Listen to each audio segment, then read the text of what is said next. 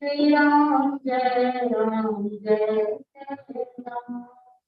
Shri Ram, Jai Ram, Jai Jai Ram.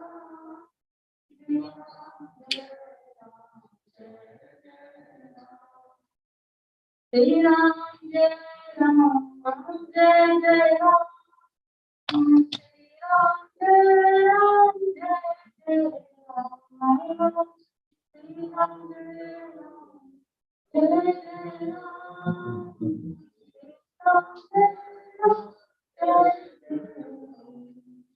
Raghupathi Ram, Ram Ram, Pati Ram. Shri Ram, Raghupathi Ram, Raja Ram, Pati Ram.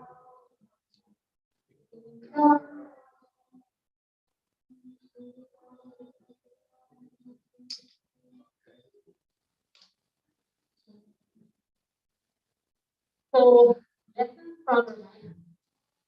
And I see this picture in my mind. The lessons from Ramayana are as deep as ocean, and there are so many layers of it that I just feel that one can be justice to any amount of time during to speak about Ramayana. Different layers, and those layers are probably unending. So Rama's pastimes are never long. So what I'm sharing today is a compilation of what I heard from other lecturers. So this is what I have heard, but not what I have realized. So that's a disclaimer from my side, and I wish that by speaking about what I heard, in Lord Rama peace and by hearing all of you will all Rama be with all of you as well, and you reach some deeper realization in your own heart by whatever you have learned already about Rama by now. So I'm sure you all have prayers and multiple drops of inspiration in your own heart. So if you get time to repeat it, so this is just a drop into it. Okay. So there are different rasas here which are unfolding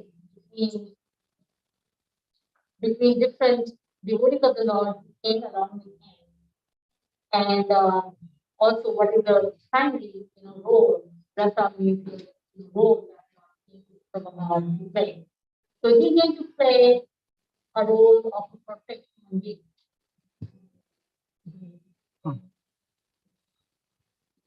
And he came along with his three brothers, Lakshman, Bharat, Arjuna, and each of them represent some mood of rasa, role. So Lakshmana is servant of the Lord, in presence of Lord. Wherever Lord was, he was like a shadow. I have to be with you. How can I not be with Lord Rama?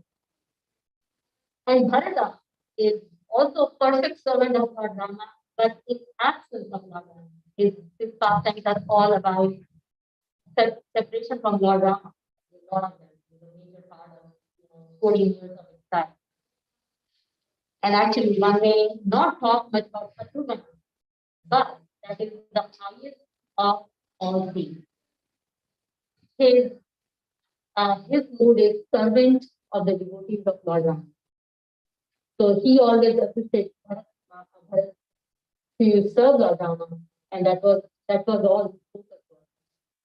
And by doing so, he did not miss the presence of Lord Rama. It's not that he was not feeling the reciprocation from Lord Rama of his expression of his devotion to his brother Bharat. And this also has to do something with how when these four children were conceived, the pot, how it split up, the pot of rice, how it was split up, also had some story behind that, how Lakshmana was always a Brahmin, Athulya was always a Bharat. With case stories, I mean, there are so many, there's no end to it, so I just move on. And later, so these are four different movies. And let's go to Bharat. Um, when I was preparing this, I tried my level best to make a linear sequential flow out of these topics, but I just gave up. Said, okay, I'll just share however way it comes, and then you all can make logical sense of it in your own time. So we'll be jumping around a little bit, and, but the message is also very. So Bharata was, this is when, maybe I should first show this picture. This is the Bharat Gufa in Nandigram, and this is where he worshipped, the lotus feet of Padukar, the impressions of Lord feet on the wooden slippers, however they got it, and then that's what he worshipped. So this is, of course, the time when Lord Rama has already gone to the forest, and when he comes back, shocked, knowing what has happened, and everybody was doubting him, checking him. What is his motive now? He has come back. Seems like he really wants to be the king. So much so when actually he said, let's all of us go.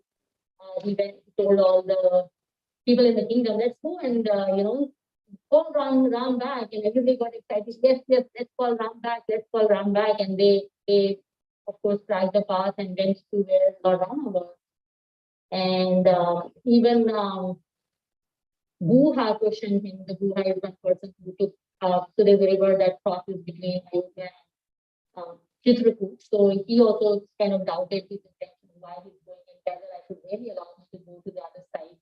And then even after he Guha saw the from the face and the emotions of Bharat, he said, no, Bharat does not have any bad intentions towards the Lord. And then Lakshman questions him, like, I will kill him now. He has come to, harm you. So he's talking to Lord Rama. Lord Rama said, do you see, like, look at this, from a far distance, they are looking.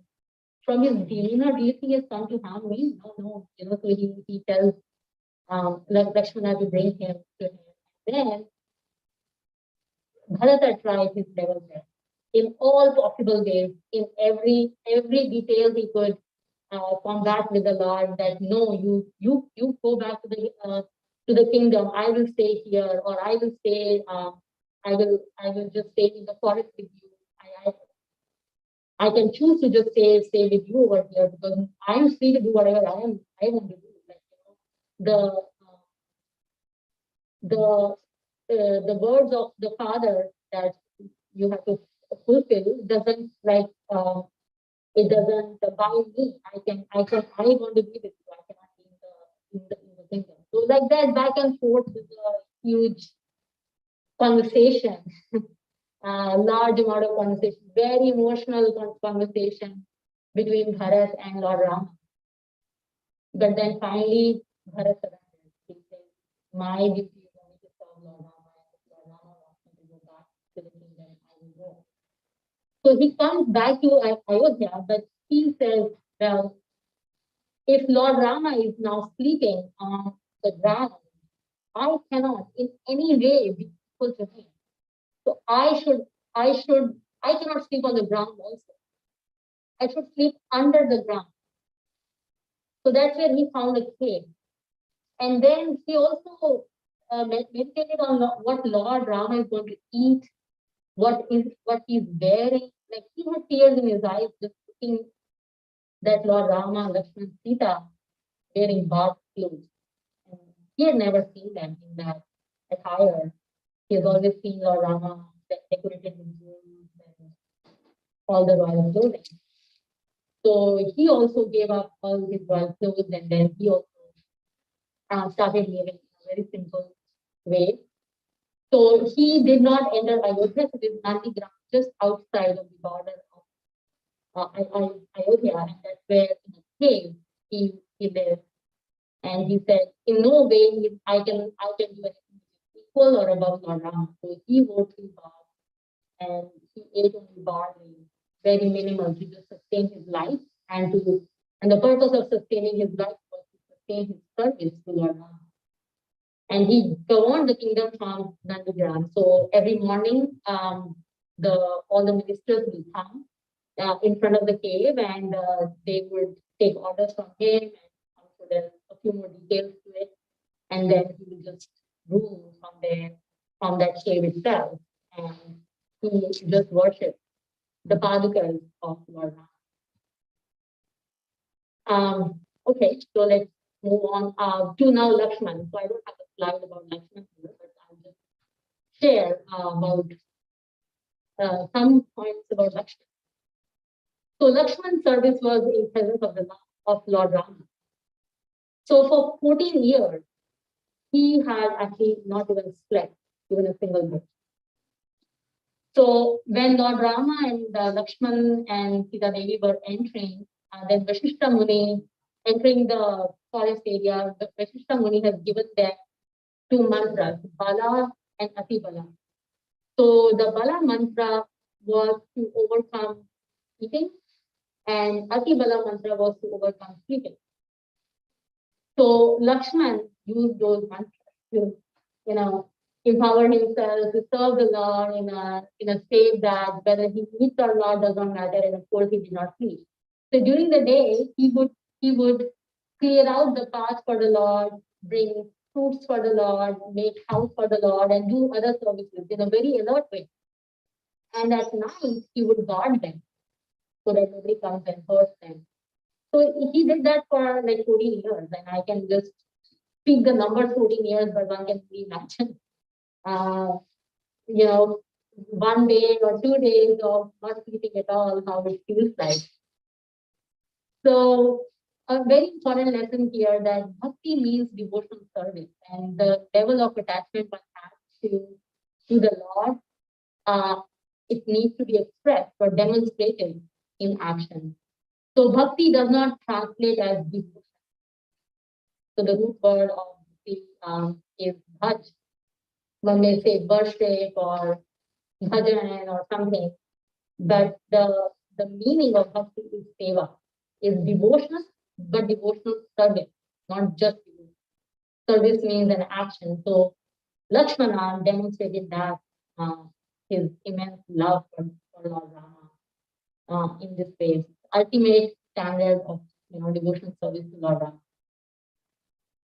So, and what to speak of what to speak of Lakshmana? His wife Urmila is unsung hero. So we talk about Mother Sita, we glorify Mother Sita, and we glorify Rama, Hanuman, Lakshmana, this, that, but her devotion to her husband and then of course to Lord Rama is unmatchable. So when Lakshmana comes to tell, like now again, I'm just jumping back and forth, so between the forest, but I'm going back to the time when the decision was made to send them to exile. He comes and tells, well, I'm going to serve Lord Rama. She just speaks only one shloka and that's it. And she says, like, yes, please happily go. Please go and take care of Lord Rama. And don't worry about me. So that was her mood, just a complete renunciation about her comforts and her own selfless thinking. Her own selfish thinking. That was her selfless relation to her husband, which facilitated his service to Lord Rama. So that's Lakshmana Bharata. So in this whole pastime, Lord Rama was with his wife, Sita. Bharata was also in the kingdom, and Shatrughan was also there. So it was only Lakshmana and Urmila who were living away from each other. So that's the glorification of their service together to Lord Rama. Okay, so the next, one more point from here. The Shatrughan, as I said, that his service is the highest because highest is a word when I'm saying I feel little uncomfortable as well, because Bharata is also higher, Lakshman is also higher, but this is also higher. In spiritual realm, they are highest in their own mood, I would say. But the point, very important thing here is to be servant of the devotees of the Lord, and that's the role of Guru plays. It said in some place that Lord says the person who says that I am your devotee is not my devotee. The person who says I am devotee of your devotee is my real devotee. So Shatrughan's mood is to serve the servant of the Lord, and that's where we enter into the role of Guru, which is critical, actually very critical and exemplified that role of a Guru through Hanumanji. Very in the end, you will see the summary how also there are cardinal teachings, 18 cardinal teachings of from Ramayana, and in that also it says that Lord may have they Lord has given us all the knowledge. There are messages that He has for us, but it's really the Guru carries that message and brings it to the living. And here, Mother Sita is representing a conditioned living entity. She's just exemplifying it. So these are different roles that we explain. So at least when she was in Lanka, her state is compared to a living entity in the material world, which is Lanka. So we'll come back more to the principle of Guru as Hanumanji is representing. But there's another very startling example of Guru Bhakti, which is Shabri. In her case, Matanga Rishi was her spiritual master, her guru. And Matanga Rishi was going back to the spiritual world. And she said, please take me also along. What am I going to do without any service to you? So Matanga Rishi said, no, you wait here and Lord Rama will come here. And you do the service, offer him great hospitality, and then you'll be able to come back to the spiritual world. So that's the instruction he gave her.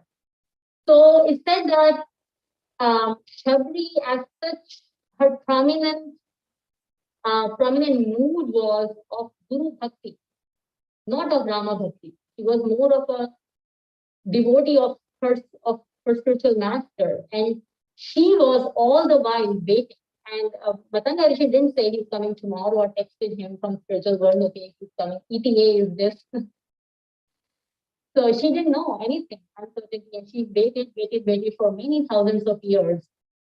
And but she was waiting because of the instructions her Guru gave.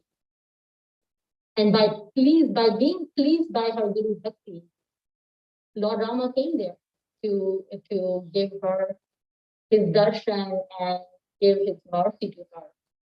So, and then she, went back to Vaikuntha as well.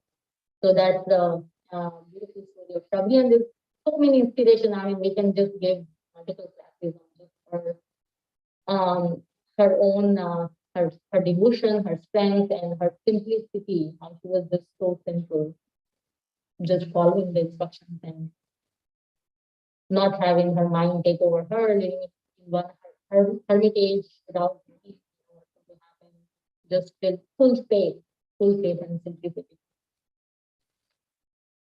So another cardinal teaching which talks about is that we hear that living entity, as we are devotees, we come to the temple. We came here looking for Krishna, taking his darshan or darshan of Lord Ram. We came looking for him, but actually Lord is even more looking for us, and that is also exemplified by Lord Rama looking for Sita. As much as Sita exemplifying conditional living entity was, chanting Lord Rama's name, waiting for him to come and rescue her, Lord Rama was, on the other hand, even more looking for her, suffering actually in her separation, trying all possible ways to bring her back. So Mother Sita was stationed in one place. She was right there in Lanka. But Lord Rama was moving all over. So he was the one just going to different parts of the country, like India, and then sending different people to north, south, east, west to search for her. So his efforts were humongous in terms of trying to find Mother Sita from every nook and corner. There's another picture here where how Lord Rama is building a bridge, and this whole effort of building the bridge and taking help from Vanar Sena is again exemplifying that Lord Rama is looking for. So that's a very powerful message here. So next, again, taking a little bit of change of topic here, change of not topic, it's a continuation, but change of reference, I would say, is from Bhagavatam. So Bhagavatam 9.11.20 tells about what is really the factual glory of Lord Rama's appearance. What is really it? Why did he come here from? So all these pastimes that just short snippets of pastimes, like what was his glory to take help of this Vanar Sena and build a bridge with floating rocks. I mean, it itself is a feat. In itself is, it's hard to imagine that how can somebody do it. But Shukdev Goswami, when he's reciting Bhagavatam to Maharaj Parikshit, he says, no, those are not the glories of Lord. No, those are not the glories. So the multiple pastimes that is shared, and he keeps on saying, no, that's not the glory of Lord. So let me just share with you the verse itself.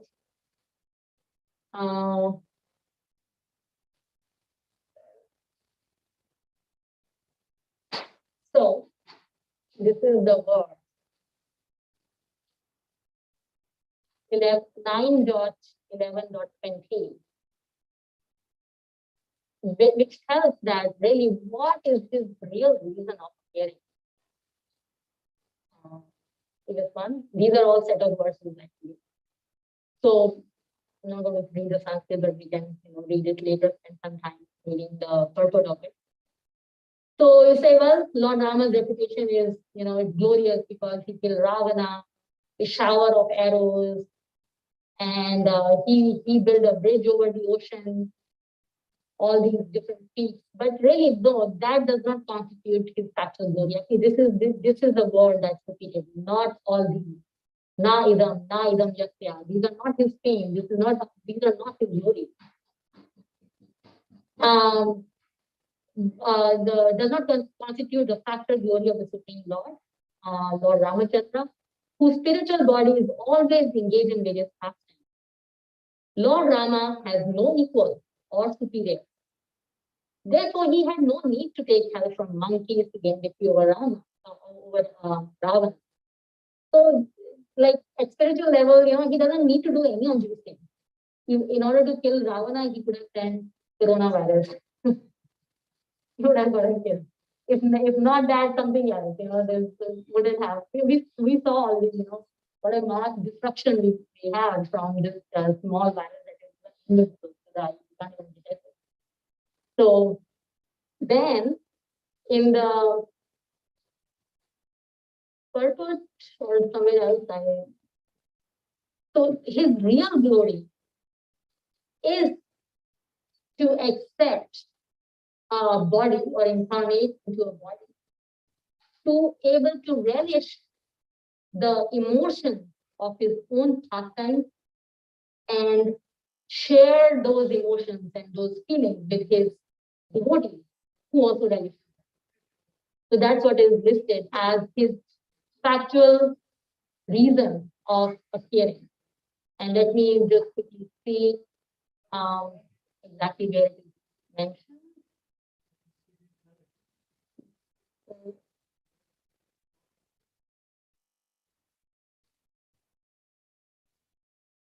Yeah, this one is later. But his reason of appearing is to be able to attract our mind to all these pastimes. These pastimes are like a no big deal for him. But what is a big deal is that he himself wants to relish those pastimes. He himself wants to relish the emotions and the feelings and all the melodrama and exchanges with his devotees and please them as well. So he himself wants to get pleased and also please his devotees in the exchanges. And not only in the exchanges, also with those who are hearing those exchanges, like we are, hearing the somebody else was reading the Ramayana. So let me go back to the slide. Okay, I'll stay for that to come back to refer to this.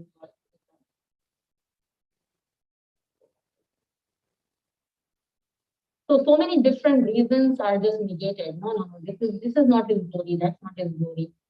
But the real glory is to be able to. Lord wants to take. Yeah, this is it. Lord wants to take pleasure in his pastime. He comes down to the material world, acts like a human being, showing his wonderful, glorious activities to please the devotee. So he wants himself to take pleasure, and then he wants to please his devotee.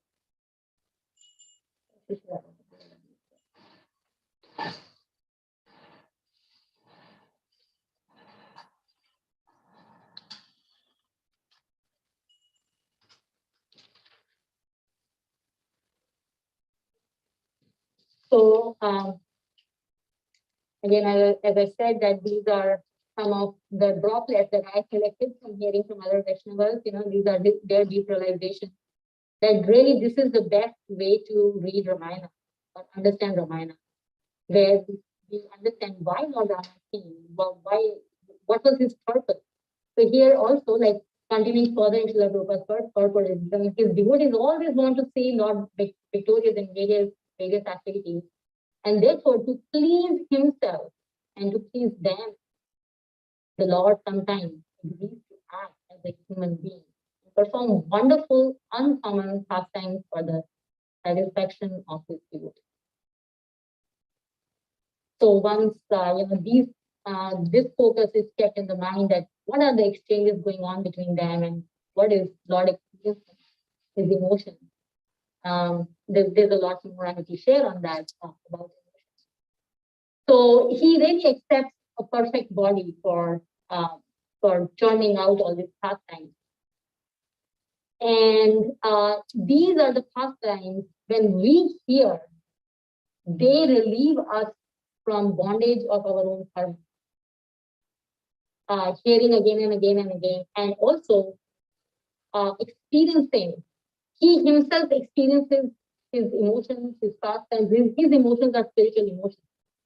And actually, it says Krishna and Rama, they embody all the emotions. It's like a supermarket of emotions. Any emotion one thinks they have spiritual, they have embodied it in a spiritual way.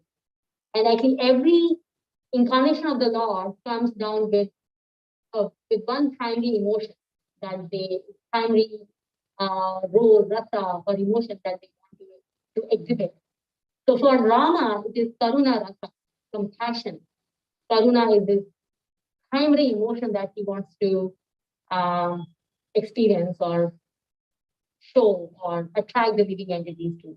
So those who are sharing with deep, attachment or just even deep attention, one would experience the reflection of his emotions in oneself. And that cleanses the material emotions one we may be feeling in our life. So another just example of emotions like or rasa. We are next, I think, big festival for us is Lord Nrsimhadev's appearance day. So Lord Nrsimhadev's primary emotion is Vatsalya, actually. I was surprised to hear that the connection between the different, and there are other Varahas, there are a few others. Let me not get sidetracked here. But so many, in case of Prahlad Maharaj, he was put under so much of torture, so many different unbelievable ways of killing by his own father. So when he calls for Nrsingadev to appear and Nrsingadev appeared, Nrsingadev actually licks his head, like, oh my child, you have suffered so much. So it said that Prahlad did not receive fatherly affection, but he received motherly affection from Nrsimhadev. And that affection of the Lord removed all the trauma that he has experienced. And this is now the connection with the next verse here. That the bondage of karma actually that one experiences in this world, and that's why we are here in the material world, is because of a spark of enviousness. And that is the next verse, and it leads to how Kaikeyi, because she had a spark of enviousness, and I'll share soon, how Mantra just used that to make her mind completely go 180 degrees of what she was earlier. So this 9.11.23 talks about envy, disease of envy in the heart. So here it says, O King Parikshit, anyone who orally receives the narrations concerning the characteristics of Lord Ramachandra's pastimes will ultimately be freed from the disease of envy and thus be liberated from the bondage of creative activity. So let's see how, you can read the purpose, and if anybody does not have Bhagavatam, here is the Vedanta link, can look through. So now coming back to this is the disease of envy that I want to bring up. So what happens here? Like hey, so now the story of how Lord Rama was told to leave the kingdom and go to the forest, jumping back and forth a little bit here. So the Dashrath actually already started getting bad things. He knew these signs of Nimitta Shastra. Nimitta Shastra talks about all the bad, the left eye is, flickering, and the jackals are howling, and some other. So they knew. He knew he was a good astrologer also. So he looked at his astrological chart, and he knew that my end is coming soon. And he also remembered that in the past there was a small story where he, by mistake, killed Shravan Kumar, who was son of two elder parents. And there was a thought that you would also die the same, you would feel the same pain and die. So he knew that curse, I have to bear the consequences. There's no other way. But in his mind, he was thinking, let me very quickly coronate Lord Rama, and then anyways I have to die in separation of Lord Rama, I will go to the forest and peacefully die there. That was his plan. That after giving the kingdom to him, and also he called Lord Rama, he says, well, I'm getting old and I really want to, at the very next moment, tomorrow morning, even before sunrise, the Brahma Muhurta itself, I want to coronate you as the king. And then there was so much celebration. Of course, Lord Rama was happy that he got that service from his father, and it was his duty. And then other people got to know, and there was such a jubilation in the entire kingdom. Lord Rama goes to his mother, Kaushalya, and that tomorrow I'm becoming the king. I'm getting coronated. She was so happy, and even Dashrath said, "This is the most, and it's the happiest moment of my life, happiest day of my life." So that's how he's just a couple of hours before a tragedy happens. This is how he's thinking. So then, meanwhile, so everybody comes to know. Actually, Kaikeyi did not come to know yet. He still has to hear. But Mantra came to know, and the person who was telling her, "Oh, Lord Rama will become the king," tomorrow. So she had envy in her heart. And everybody else was rejoicing, was so happy, it was so evident from their face. But when it comes to Mantra, she got a hurricane of enviousness in her heart the moment she heard that Lord Rama is going to become the king tomorrow. And somehow, with a great effort, she tried to put an artificial smile so that the other person does not understand, that she's not happy. Who will not be happy that Lord Rama becomes the king? So then she goes to Kaikeyi and she tells, there's a whole, again, so many hours that she just spent on that pastime. But she goes and tells, did you hear the news of like your good days are coming to end? She said, what happened? So so she told to Kaikeyi that Lord Rama will become the king tomorrow. She said, oh my God, wonderful news. Here is a jewel. Take this jewel. You have given me such a beautiful news. She says, like, what happened to you? You don't have any senses? He said, if you were not my favorite maid servant, I would have, killed you right now. What are you talking about?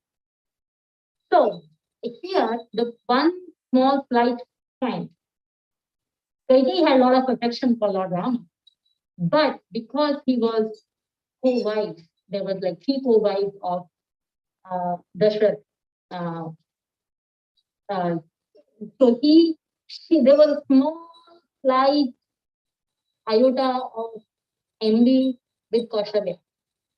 There was always some slight thing going on between them.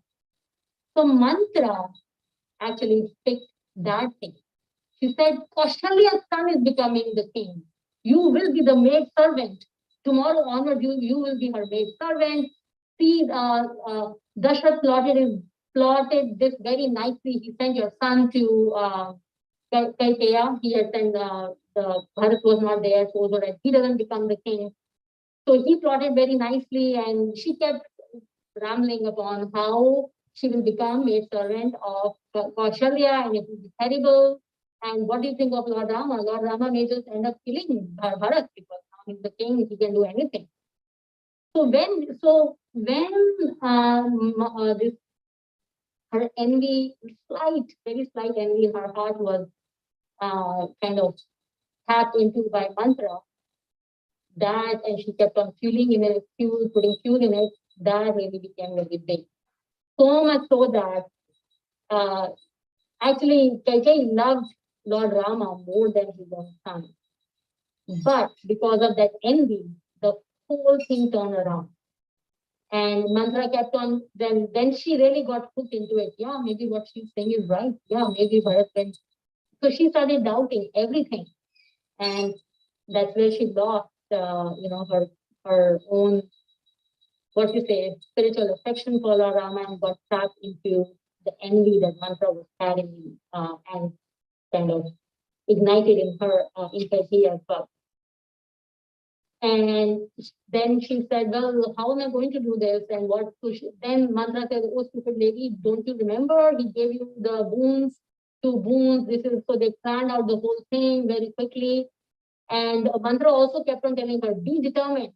Dashrath will say you this and that, and other people will say you this and that. Don't at all budge. And so much so that Mantra then later started glorifying Kaikeyi started glorifying Mantra that you are really my true friend. You are out of proportion your glorification for Mantra. You have really saved me and all those things. So of course, when Dashrath comes and exchange between them, that's the heavy exchange between Dashrath, he was just like shocked, trembling. He was pinching his ears. Did he hear right that she wants Rama to go to the forest, and Bharata became even try to negotiate with her in every possible way. But now here comes Lord Rama. So Lord Rama is called back. He's called in the morning. Not even in the morning. Before morning itself, he's called there and shared that no, like Dashrath could not even speak. Kaikeyi said, well, this is the will of your father that you go to the forest. So when Lord Rama came there, he came with such great happiness that, oh my, my dear mother Kaikeyi and my dear father is calling me. So it is written in Valmiki Ramayana that when he heard that he has to go to the forest, his his face, his smile did not even decrease even a little bit. That much smile he came into the presence of their parents. The smile stayed the same. He said, "Okay, is that all? Sure, I will go right now in this right like uh, at this moment itself. I will leave the leave Ayodhya." So here, Lord Rama, his another very important feature of being what to say, following the dharma, doing duty stands out. Um, uh, no matter what his discomforts are, he is ready to follow the word of his father. So actually, it is interesting. It's all just very interesting to think that it was Kaikeyi, it was Mantra, who were bad, but actually, it's all about us also. They say that if there's a little bit, even an iota of envy in one's heart, then that tiny atom of envy will bring us connected to the body. And how does one get out of that? The possibility of getting out of that is only by hearing the pastimes of Lord Rama, totally immersed in it, and hearing again and again and again, and feeling his emotions. I mean, I just said in two, 3 lines what happened, between Kaikeyi and Lord Rama, and how Mother Sita was given on bath garments and other things, but feeling their emotions really can cleanse one's own heart out of envy. And not only hearing once, but hearing it again and again. And there are so many aspects of Lord's grief as well. His shoka, his life is filled with shoka. First, when he leaves for the leaves with the when they were young, they left the kingdom because Vishwamitra, and then later for Mother Sita, they were exiled, and Mother Sita was captured, and even Mother Sita came back. After that, also there were questions raised, and then he has to send her to Valmiki's ashram, where she gave birth to the children, and even he was separated from his children. And when he finally found where Mother Sita was, Mother Sita, she decided to just, disappear into the earth itself. So shoka after shoka after shoka. Grief all the time. Just like, very few pastimes where it is happiness comes out. But of course, there is constant of shoka is great. It's a rasa that he experiences with great happiness actually.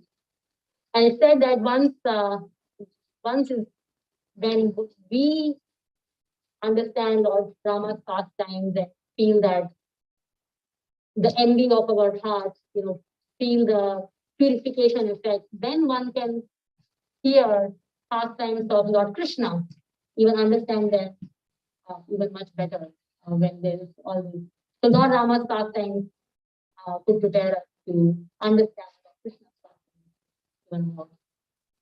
So summarizing here, there are 18 cardinal teachings. 18 cardinal teachings from Ramayana, which was actually shared by Sri Ramanuja Acharya. There are many, I have just listed some. So first one is Sharanagati, or surrender to Supreme Lord, is a means to attain absolute truth, and Ramayana is an elaborate explanation of Sharanagati. So there is so many, as I said, Urmila's surrender, Lakshmana surrender, Bharata surrender, and there's so many more, devotees that you are not even discuss. Their Vibhishan surrender to the Lord. So the purpose of Sharanagati is to attain exclusive devotional service on His Lord's feet. And surrender unto the Supreme Lord requires a mediator who requests the Supreme Lord to bestow His mercy upon the surrendered soul and to forgive the sins and offenses of that soul. And Hanuman is one example, was mediator for Vibhishan and Sugriva. And an Acharya here in Hanuman is required to guide the devotee to surrender to the Lord. And there's the whole pastime of Hanumanji trying to declare Mother Sita.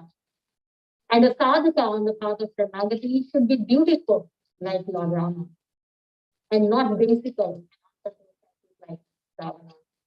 And it is said that the relationships, healthy relationships are possible when everybody follows their dharma or their duty of that relationship or of their role. The fonts are a little small here, but there are different analogies derived. Lanka refers to the material body and mind, material world. Ravana and Kumbhkarna represent the egoistic sense of I and mine. Indrajit and others represent lust, anger, and so on, other demons. Lanka. Vibhishan represents intelligence. Sita represents in Lanka represents conditional living entity, and conditional living entity attains knowledge of the Supreme Lord through Hanuman, representing the bona fide Acharya. The beauty of the Sundarakand is the section about Hanumanji's is the activity of Acharya in carrying the message of the Lord to the Jiva who is caught in the material world. And Supreme Lord Himself destroys Lanka, which is representing body, and rescue the living entity imprisoned within that city. Even great souls encounter calamities in the material world. Lord Rama's life is full of that. Therefore, one should understand that the nature of this material world and look for the ultimate solution. It is not to come back into this material world at all. We should also take meaningful lessons from these great souls of how to continue steadfast devotional service while going through the motions of any calamity. Even more than what the Jiva yearns for the Supreme Lord, the Supreme Lord yearns all the more for the Jiva. This is shown in the passage of Aranya and Kishkinda Kanda, where Rama yearns for Sita, who represents the Jiva. Okay, so this is all I wanted to share, but now it's my turn to listen from all of you. So there is small reflection exercise, and we are very quickly passing some sheets and pencils, and if you have pens, please take them out. And I really request to share your inspirations about these two questions. What aspect or mood of Lord Rama inspires you very much? And were you struggling with something today for which you found an answer to the narrations of Lord Rama? So this can be anonymous, and please give those back to me. I want to hear from all of you how Lord Rama inspired you today. Thank you. So you have 5 minutes. We have 5 minutes. So please take some time and think about it. Think about it.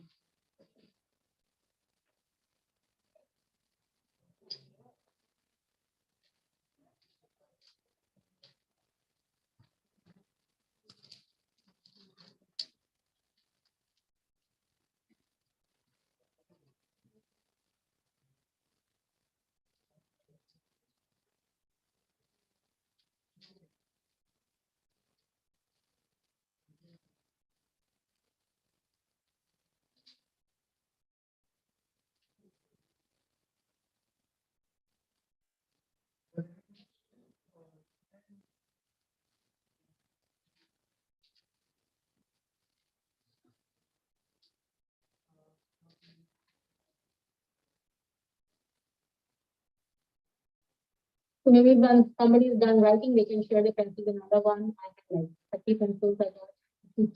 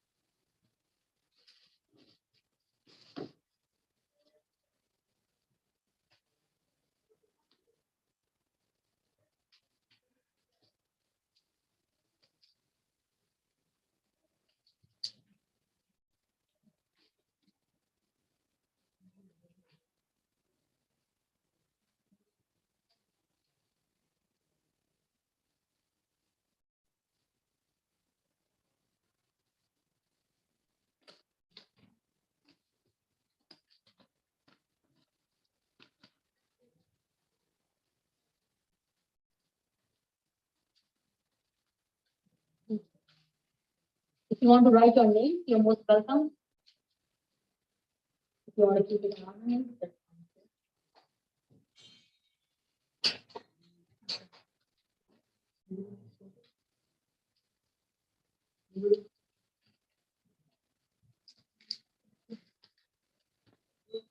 fine. Anybody wants to share theirs in a minute or so?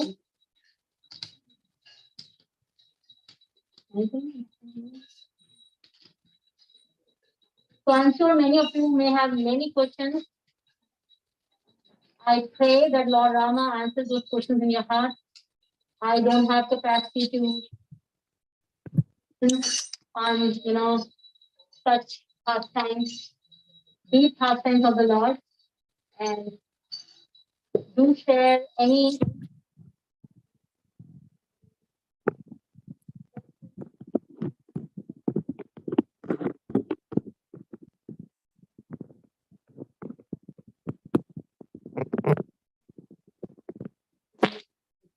Children are going to sing Ram Raksha Ketan. So we just have one more minute to fill in.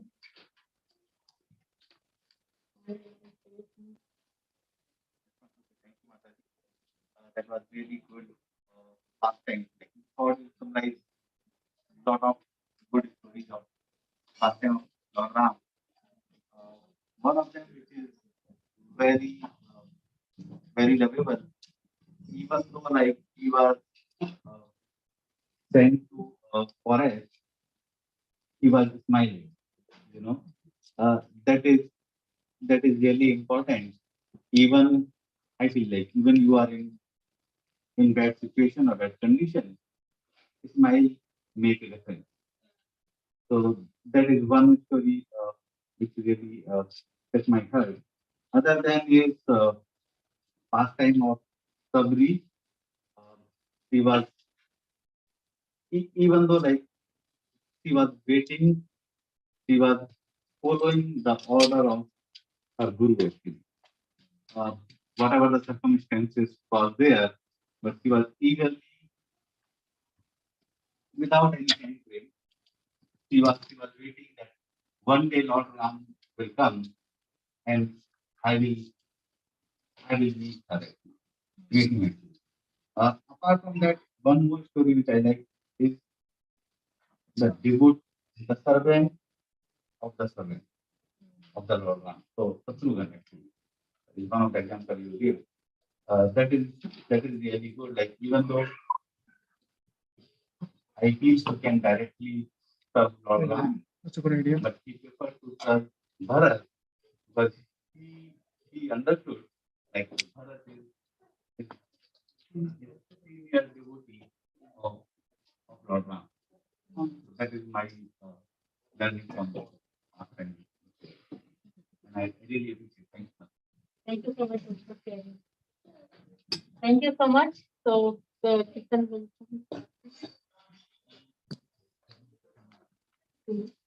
So thank you all very much. As you said, it's wonderful.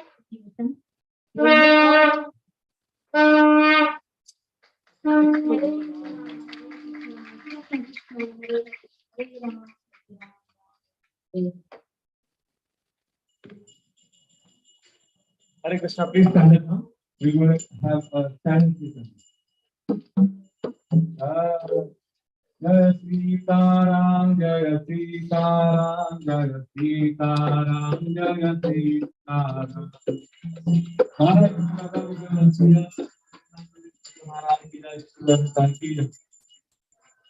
Jaya Sita Ram.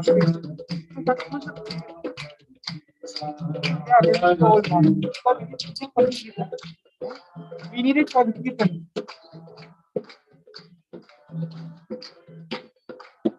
Jaya Sita Ram, Jaya Sita Ram, Jaya Sita Ram, Jaya Sita Ram.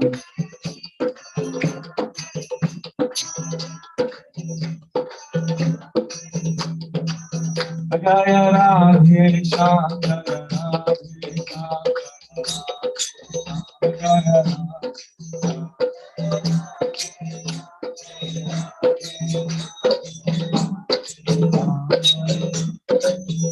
Jaya Sita Ram, Jaya Sita Ram,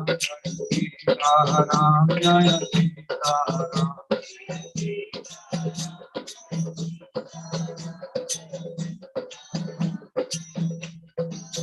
Jaya Sita Ram, Jaya Sita Ram, Jaya Sita Ram, Jaya Sita Ram.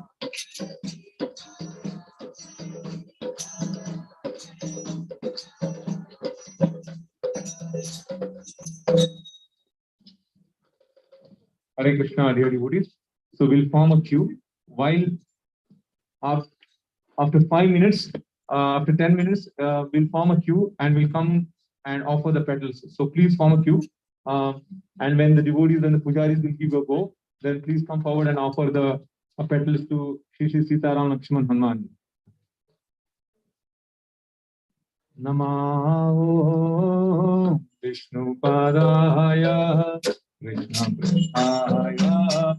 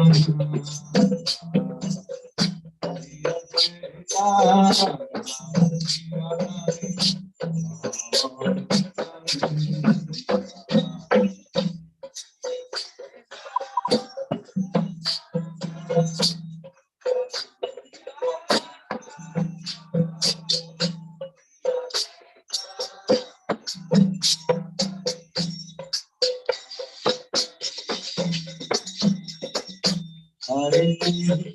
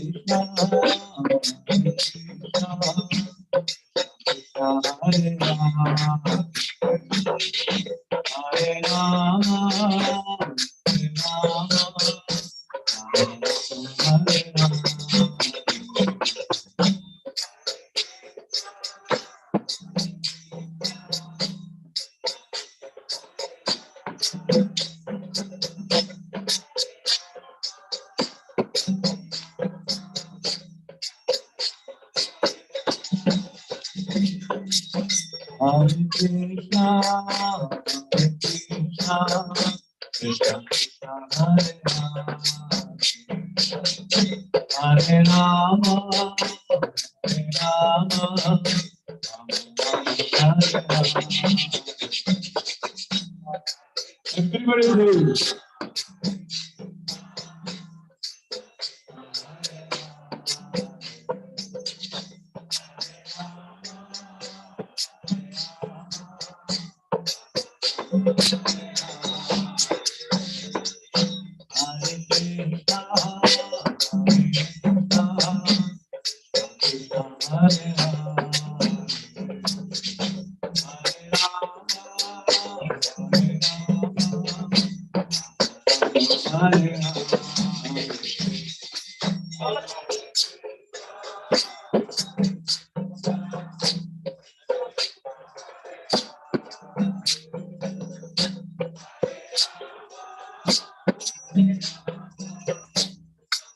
Hare Krishna,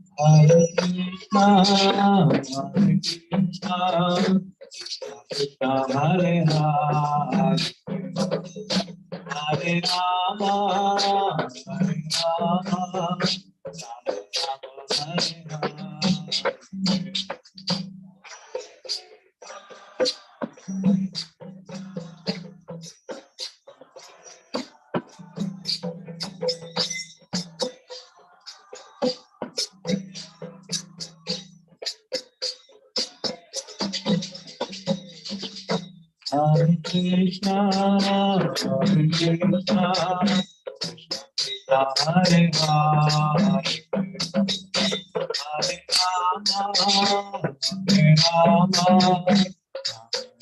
Hare Hare.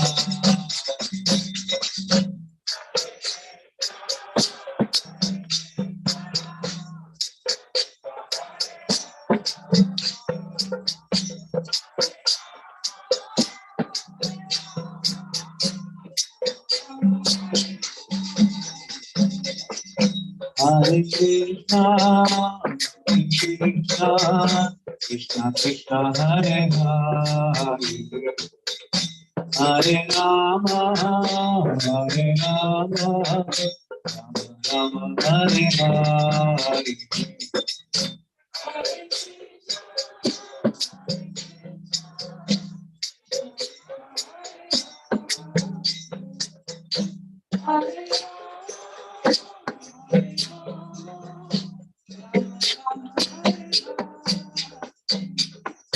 Hare Krishna, Hare Krishna, Krishna Krishna Hare Hare, Hare Rama, Hare Rama, Rama Rama Hare Hare.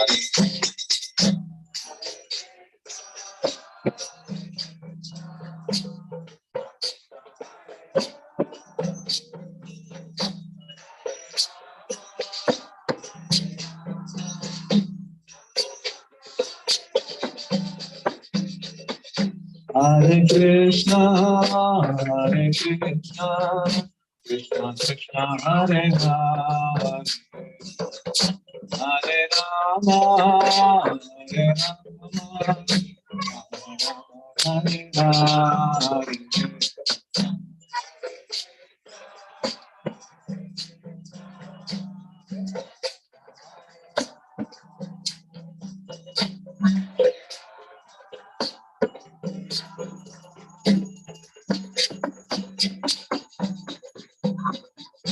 Hare Krishna, Hare Krishna, Krishna Krishna, Hare Hare, Hare Rama, Hare Rama, Rama Rama, Hare Hare. Everybody, loudly please.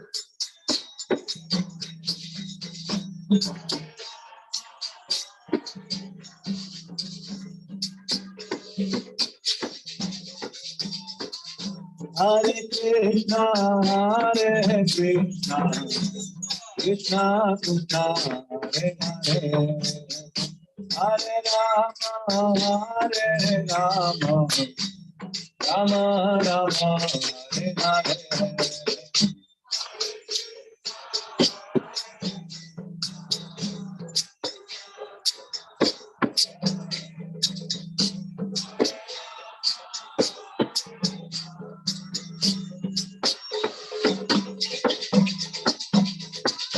Hare Krishna, Hare Krishna, Krishna Krishna, Hare Hare, Hare Rama, Hare Rama, Rama Rama, Hare Hare.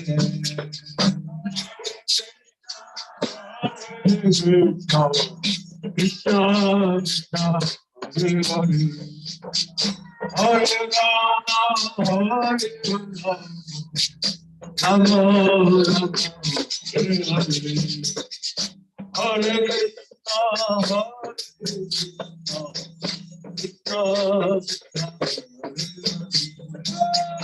Hare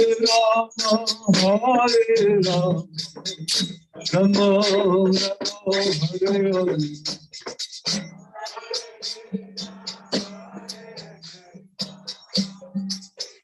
Krishna, Hare Hare, Hare Rama, Rama, Hare Hare, Hare Krishna, Hare Krishna, Krishna Krishna, Hare Hare, Hare Rama, Hare Rama, Rama Rama, Hare Hare.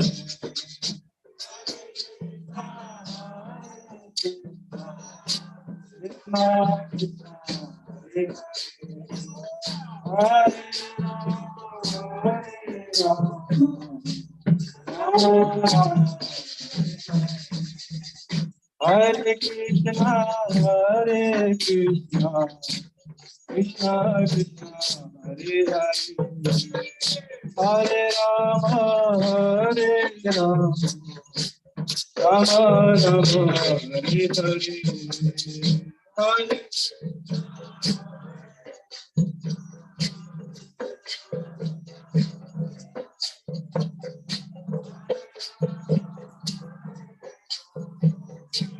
Rama Rama, Hare Hare, Hare Krishna, Hare Krishna, Krishna Krishna, Hare Hare, Hare Rama, Hare Rama, Rama Rama, Hare Hare. Krishna, Hare Krishna, Krishna Krishna, Hare Hare, Hare Rama, Hare Rama, Hare Hare, Krishna, Hare Krishna, Krishna Krishna, Hare Hare, Hare Rama, Hare Rama, Rama Rama, Hare Hare,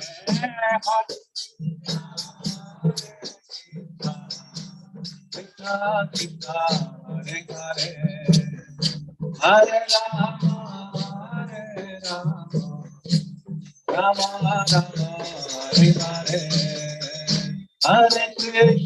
Hare Krishna Krishna Krishna Hare Hare Hare Rama Rama Rama Hare Hare Hare Krishna Krishna Krishna Hare Hare Hare Rama Rama Rama Hare Krishna Krishna Krishna Hare Hare Hare Rama Rama Hare Rama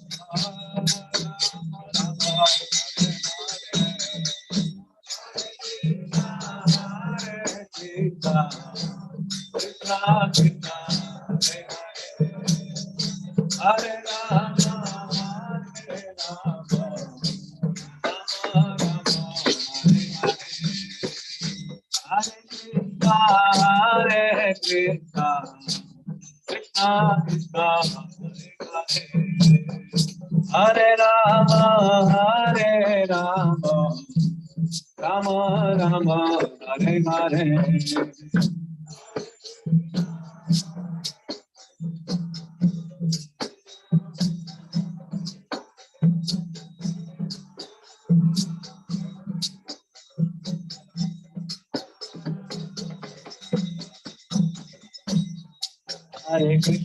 Hare Krishna, Krishna Krishna, Hare Hare, Hare Ram, Ram.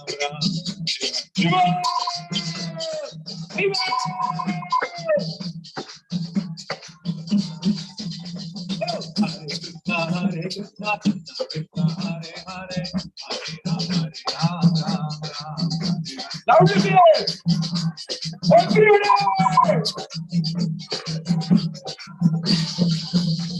Hare Krishna, Krishna Krishna, Hare Hare, Hare Ram, Ram. Hare Hare.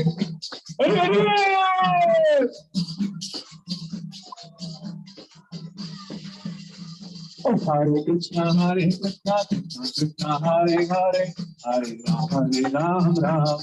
Hare Hare.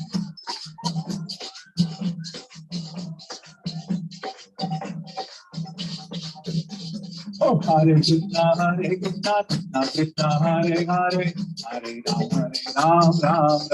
Hare Hare.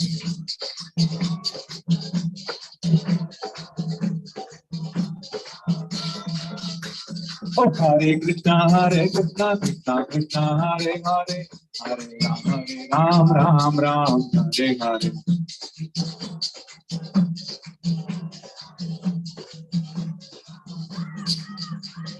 Hare Krishna, Krishna Krishna, Hare Hare, Hare Ram, Ram. Hare Hare.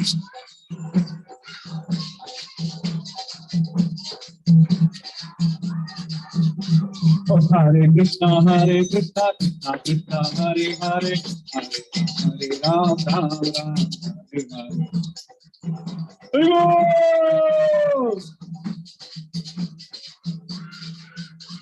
Hare Krishna, Krishna Krishna, Hare Hare, Hare Ram, Ram. Hare Hare.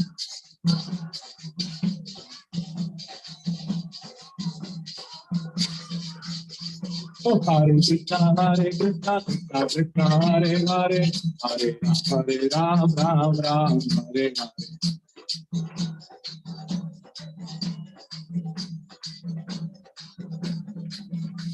Hare Krishna, Krishna Krishna, Hare Hare, Hare Ram, Ram. Hare Hare.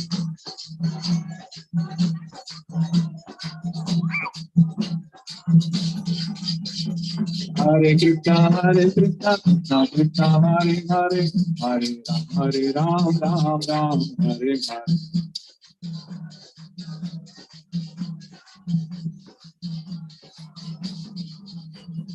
Hare Krishna, Krishna Krishna, Hare Hare, Hare Ram, Ram. Hare Hare.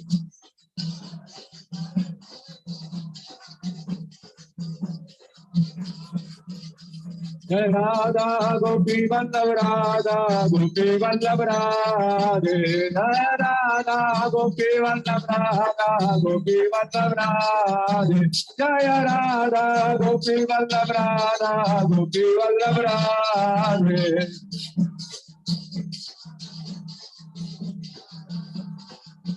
Jai Radha Gopi Vallabh Radha Gopi Vallabh Radhe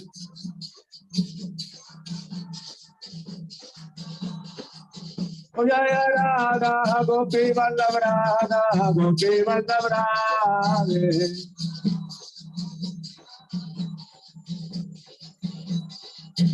Jaya Sita Ram Jaya Sita Ram Jaya Sita Ram Jaya Sita Ram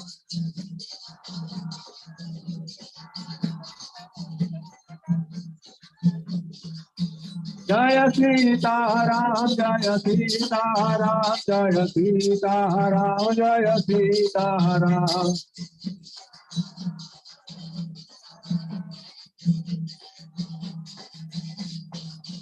Jaya Radhe Shyam Jaya Radhe Shyam Jaya Radhe Shyam Jaya Radhe Shyam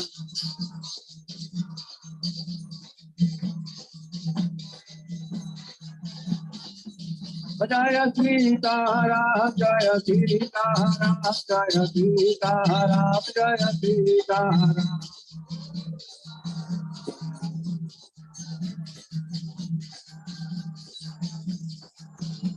Oh Radhe Shyam Oh Radhe Shyam Oh Radhe Shyam Oh Radhe Shyam Oh Sita Ram Oh Sita Ram Oh Sita Ram Oh Radhe Shyam Oh Radhe Shyam Oh Sita Ram Oh Sita Ram Oh Radhe Shyam Oh Radhe Shyam Radhe Shyam Oh Sita Ram Oh Sita Ram Oh Sita Ram Hare Krishna Krishna Krishna Hare Hare Hare Rama Rama Rama Hare Hare Hare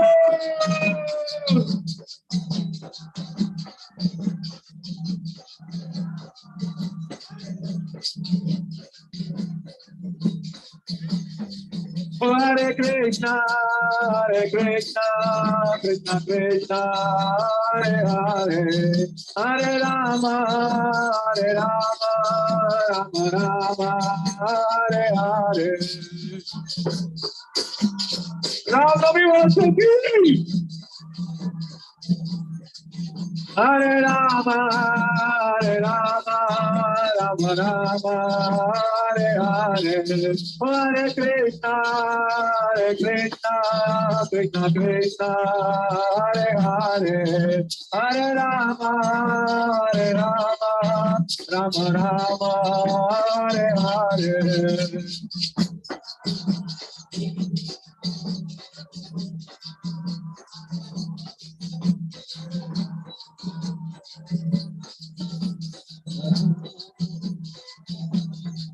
Hare Krishna Krishna Krishna Hare Hare Hare Rama Rama Hare Hare Hare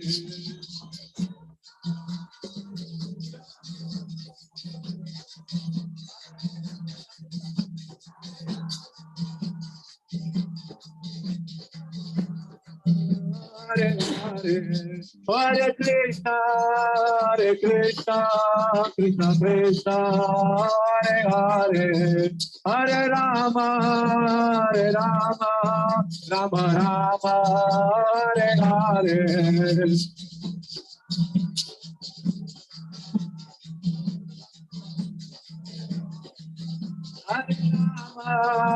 Hare Rama Hare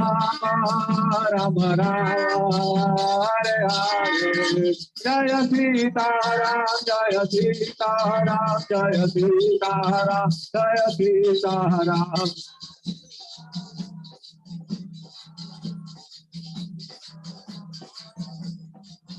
Jaya Jaya Prabhupada Jaya Jaya Prabhupada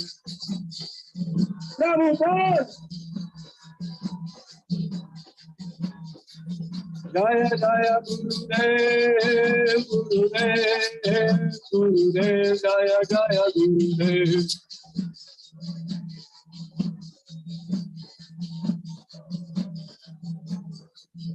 Nitai Gaura Hari Bal, Hari Bal, Hari Bal, Nitai Gaura Hari Bal. Hari Bal.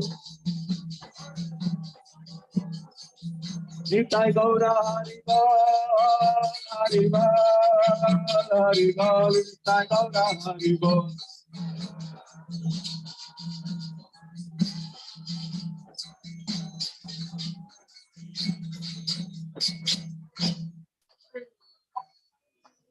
Shuddha Brahma Parakara Ram, Alatmaka Parameshwara Ram. Shuddha Brahma Parakara Ram, Alatmaka Parameshwara Ram. Sheshatarvasata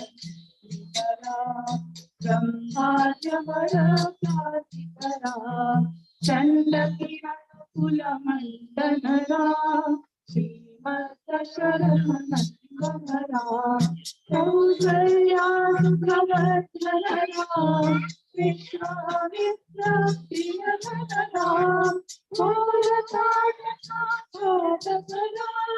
Mari Chadini Patakara Kaushikamagra Sangrakshakara Srimadaharyo Bharatara Gautama Muni Sambhujitara Suramuni Varagana Sukara Navika Dhavika Mudukadara Mithila Purajana Mohatara Videhamana Saranjakara Trambakar Mukhabhanjakara Sita Sita Varamanikara Sita Vaivahika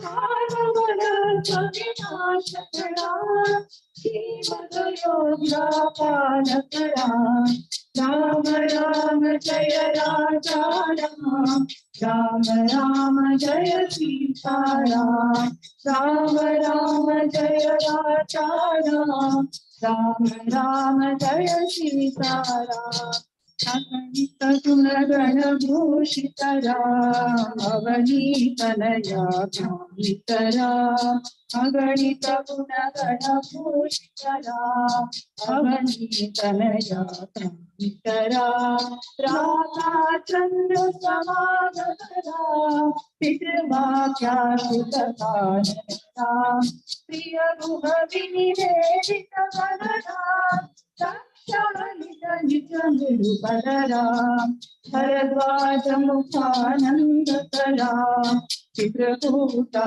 Diketanara Dasharata Santata Chintitara Kaikeyi Tanaya Chitara Virachita Nija Mitra Karmakara Bharatavita Nija Karukara Rama Rama Jaya Raja Rama Rama Rama Jaya Sita Rama Rama Rama Jaya Raja Rama Rama Rama Jaya Sita Rama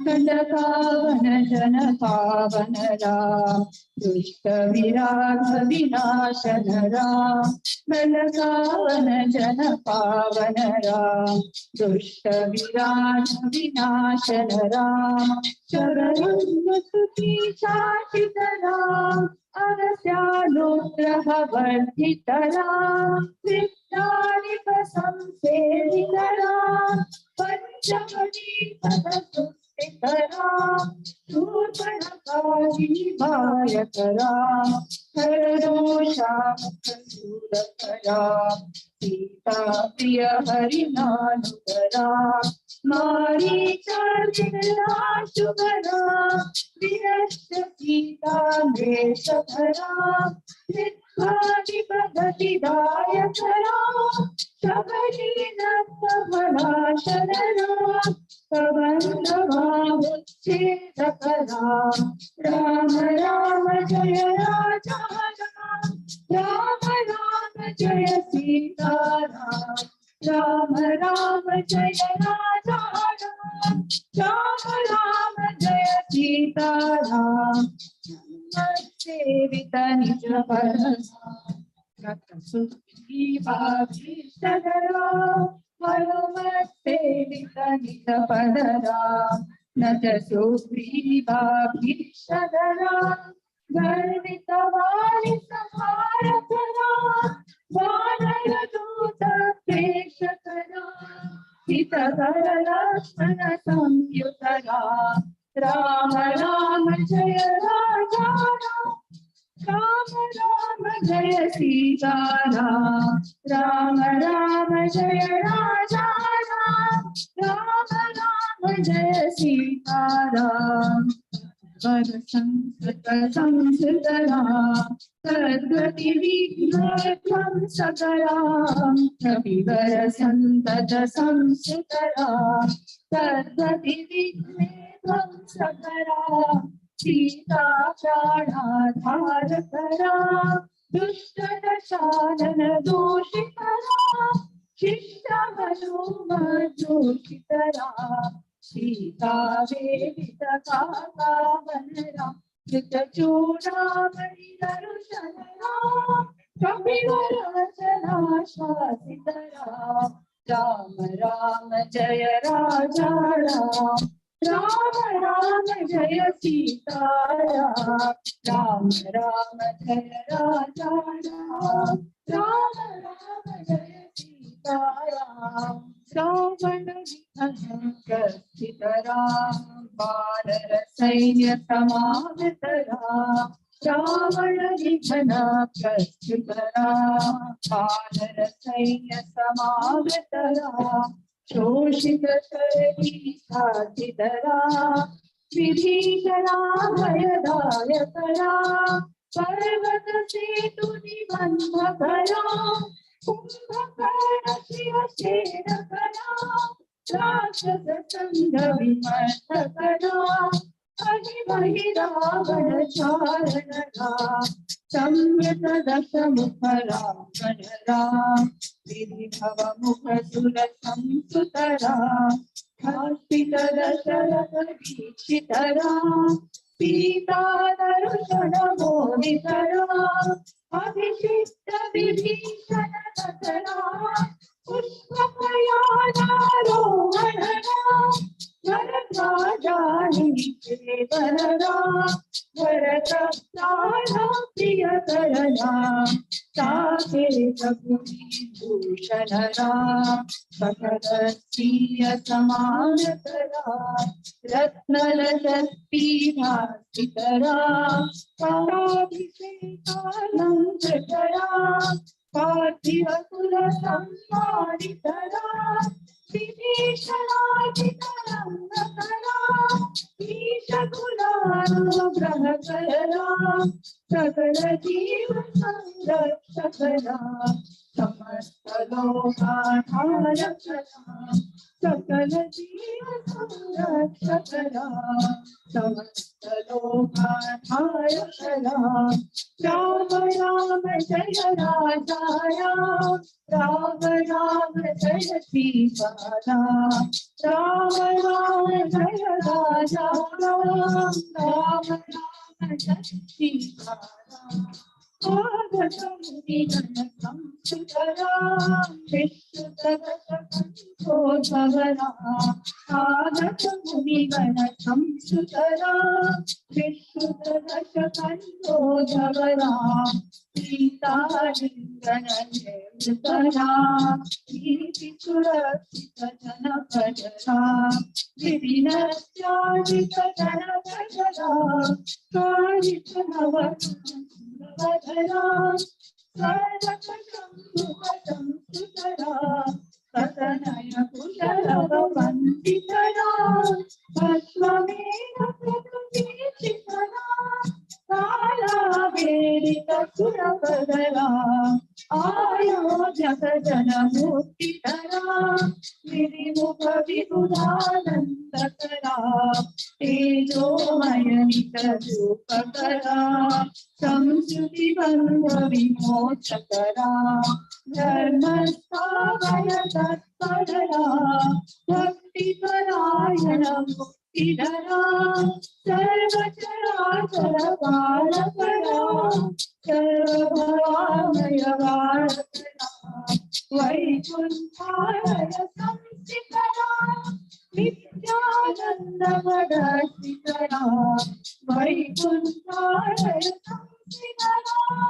Nityanand वदसितरा Ram Ram जय राजा राम राम जय सीता राम राम जय राजा राम राम जय सीता राम राम जय राजा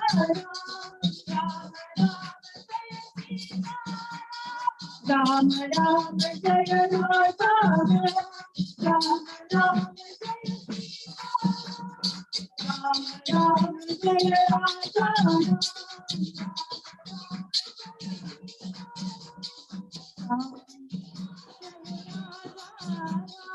राम राम जय श्री सीताराम हनुमान श्री लक्ष्मण भगवान की जय। श्री राम नवमी महामहोत्सव की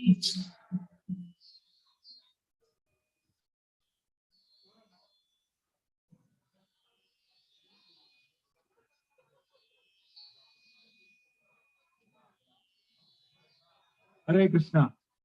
Hare Krishna, dear devotees. Those who have not offered the petals, so please come here and offer the petals. We are going to close the altar very soon. So please come forward if you have not offered any petals to Shri Sita Ram Lakshmana Hanuman. Hare Krishna, dear devotees. So after this, we'll have a play from a Sunday school. So please do not miss that. All our kids have been practicing for past 3 weeks. Hare Krishna. Hare Krishna. Krishna Krishna. Hare Hare. Hare Rama. Hare Rama. Rama Rama. Hare Hare. Hare Krishna. Hare Krishna. Krishna Krishna. Hare Hare. Hare Rama. Hare Rama. Rama Rama. Hare Hare. So before our program, our next activity begins, let me take this opportunity and may have all the devotees may have your attention, please. Hare Krishna devotees, may have your attention, please. So it's a lot of joy for all of us because there are a couple of very close family members of our ISKCON Boston have entered into a new phase of life. So we would like to express our gratitude to all of them and acknowledge them for all their practices and all the support, all their help, all their contribution to ISKCON Boston. So first of all, I would like to thank and congratulate and express our gratitude and our wishes to His Grace Radha Jivan Prabhu. Radha Jivan Prabhu is Haribo. His entire family is, we all know how they are a strong pillars of ISKCON Boston. They have served ISKCON Boston for more than 3 decades. And Prabhuji, when he was a small kid, maybe in the womb, when he was a kid, he used to come here along with his entire family member, and he did a lot of services to ISKCON Boston, and he still does. Prabhuji had been rendering services in the past. If you all know, all the lectures and the kirtans was being organized by our dear Radha Jivan Prabhu. And yesterday, it was a long wait for all of us. Finally, Krishna has blessed him. Shri Radha Gopalava has blessed him, and yesterday he entered into a new phase of life. He got initiated by His Holiness Niranjan Swami. So let's give a big round of applause and express our deepest gratitude to His Grace Radha Jivan Prabhu. His Grace Radha Jivan Prabhu ki. His Grace Radha Jivan Prabhu ki. His Grace Radha Jivan Prabhu ki. Hare Hare Bol. Thank you. We also have one more devotee. is close to us. Dear Gagandeep Mataji got initiated. She has been rendering services to our temple for many, many years here at the temple, and all Haribo. I think many devotees might know that all the garland services is being single-handedly done during this entire COVID by Gagandeep Mataji. She has taken vows into this spiritual initiation yesterday into Harinam Diksha, and her name is been given by His Holiness Niranjan Swami. This is very dear to Srimati Radharani. Gauri Sakhi Mataji. Hari Hari Bol! Hari Hari Bol! So we take this opportunity to express our deepest gratitude for all her services, for all her contribution and support to ISKCON Boston. And also wish her and pray at the Lord's feet of Shri Radha Gopalabha for our next onward spiritual journey. So let's welcome to her grace Gauri Sakhi Mataji by loudly chanting 3 times Hari Hari Bol once again. Her grace Gauri Sakhi Mataji ki! Her grace Gauri Sakhi Mataji ki! Her grace Gauri Sakhi Mataji ki! See, in this pandemic, it is very difficult to get in-person initiation, but Maharaj has been very kind enough to offer this initiation even remotely. So these 2 devotees, they have taken Harinam vows today at ISKCON Hartford Temple. We also have one more devotee couple. They got married on Friday, and we had a very fun time in Bhakti Center. Yes, on Friday. Many devotees from here, from Boston, they went there. It was a reunion of ISKCON Boston at Bhakti Center. So there were all devotees from Boston who were there, and we were all having a very fun time. We chanted, and because of this wonderful devotee couple, and as you all know, that Karuna Mataji, who has been serving ISKCON Boston for many, many years, and as we know, because of her parents, she got an opportunity when she was a child, especially when she was in the womb also. She rendered so many services to ISKCON all over the world. And now when she moved here later on, they started rendering services to ISKCON Boston. So we would like to express our gratitude to both of them, to Pragadish Prabhu and also to Karuna Mataji for all their support, for all their help, for all their services to ISKCON Boston, and also wish them a very, very happy married life. So I would like to request Karuna Mataji and also Pragadish Prabhu to please come forward. Where is Karuna Mataji? Okay, please do come. Okay. Hari Hari Bol! Hari Bol! Hari Bol! Hari Bol! Hari Bol! Hari Bol! Hari Bol! Hari Bol! Hari Bol! Hari Bol! Hari Bol! Hari Bol! Hari Bol! I don't think there is any soul here who haven't heard Karuna Mataji's soulful kirtans.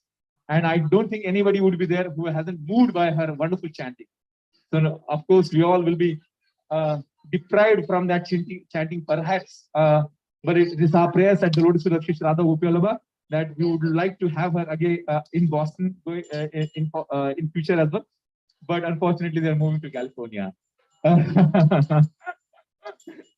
That's a wish. That's a wish. So let's wish them by loudly chanting Hari Bol 3 times to Karuna Mataji and also to Pragadish Prabhu. Hari Bol! Hari Bol! Hari Bol! Hari Bol! Thank you, Karuna Mataji and Pragadish Prabhu. Hare Krishna. Devotees.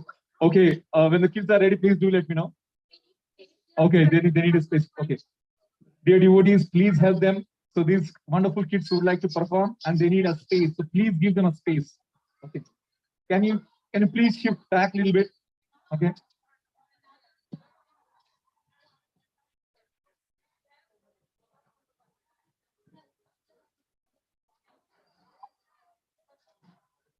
Hare Krishna, dear devotees, can you move back? Mataji, please.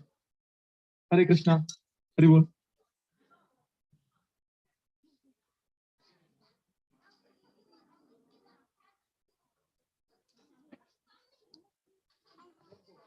Hare Krishna, dear devotees. We also would like to express our gratitude and wish a very happy birthday to Her Grace Premanandini Mataji. So as we all know, So all the altar decoration, what you see, especially Shri Radha Gopalava on Sunday, is being done by Her Grace Premanandini Mataji. And all the festivals, if you see all the decorations, she has a very large, a big hand in the decoration. And she has rendered many different services at the temple, be it cooking or as a pujari services or any other services at ISKCON Boston. She has done at different times. So we would like to take this opportunity and also wish her a very happy birthday today. So please offer our prayers to Shri Radha Gopalva along with me by chanting one Hare Krishna Maha Mantra. Okay. Please join with me. Hare Krishna, Krishna Krishna, Hare Hare, Hare Rama, Rama Rama, Hare Hare. I wish you a very, very happy birthday, Premanandini Mataji. Hare Krishna. Okay, all the devotees, as you all know, that we have resumed our daily and weekly operations here at the temple. So temple is open on all days. So you can come to temple early in the morning for the morning programs, or in the evening for the evening kirtans, or even for the night kirtan as well. And on Saturdays and Sundays we have full day temple open for the darshan. So you can take advantage of the darshan timings here. Otherwise, generally weekdays we do not. Our temple is closed from 12:30 to 4 o'clock. The darshan is closed. But on Saturdays and Sundays, even 12:30 to 4 o'clock, we have the darshan open. We have some few guests who are visiting here. So I would like to take this opportunity until the kids come here and welcome these wonderful devotees. We have Her Grace Gaurangi Priya Mataji, who is visiting from North Carolina here, all the way from here. Her parents have been here and they have rendered wonderful services all over ISKCON. And she's a celebrated kid, and she's a second generation devotee who has done wonderful services. Her parents have done so many services to ISKCON. We take this opportunity and welcome Her Grace Gaurangi Priya Mataji to ISKCON Boston by loudly chanting Hari Bol, Hari Bol, Hare Krishna. Yes, Mataji is also, she's a very accomplished dancer as well, and she's versatile. Like she knows many things. We are very fortunate to have you here. Thank you. Couple of other things. Yeah, it's okay, mother. So I'm just trying to. Yeah, it's okay. Yeah, that's fine. When you're ready, let me know. I'm done. Okay. So we have a few more activities at ISKCON Boston. We have 10 weeks of Ramayana certificate course, which is starting now. So on Tuesdays and Fridays, it's at the different neighborhoods of ISKCON, of Greater Boston. We have on Fridays, it's in Hopkinton, and on Tuesdays, it's in Shrewsbury. So for more details, please reach out to Ranga Mataji, who's outside. She's out here. Oh, she's raising her hand. So please see her. So anybody who's living in that neighborhood in Hopkinton and Shrewsbury, you should see her. If you want your kid to participate or to know more about the Ramayana, or they should undergo any Ramayana course, then you should see her.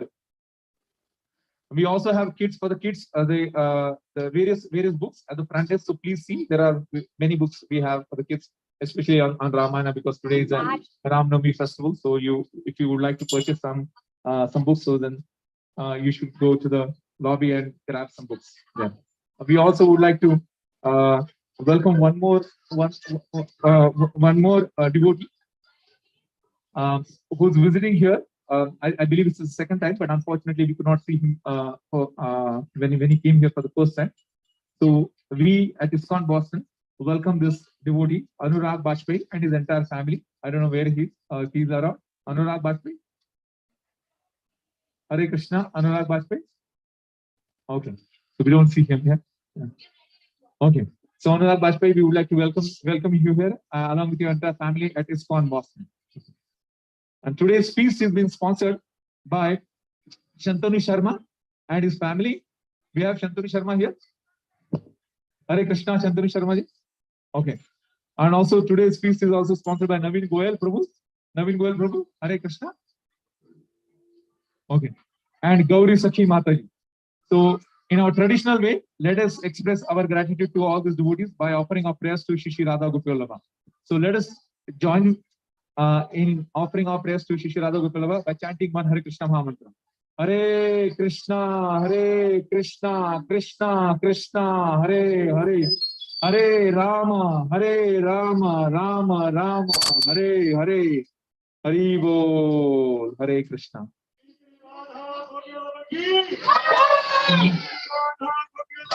Yeah. Yeah. Yeah. Yeah. Yeah. Hare Krishna. Dear devotees, there's a request from the organizers. They want to move all the devotees who are in the front a little bit back. There's a lot of space at the back. Can we request some devotees to please squeeze at the back? Because the students need it, and there are students, so we don't want that. They trip and they fall. So please cooperate. Move a little bit, please. Kindly move a little bit back. Okay. Devotees, can you please squeeze at the back? Thank you. Please squeeze a little bit. Hare Krishna. Hare Krishna. Okay. Hare Krishna. Hare Krishna. Hare.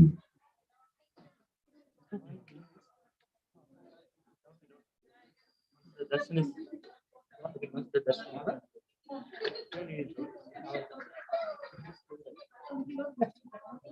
Are you ready?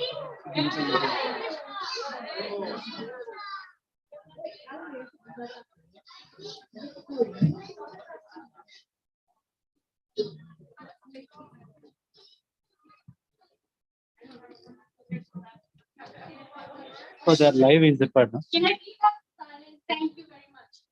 Krishna. All players, be ready for your cues. Light, camera, live. Action. Is that okay?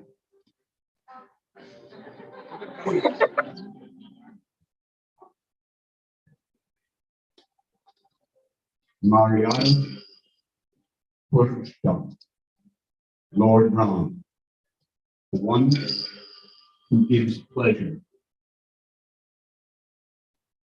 to everyone who sees him.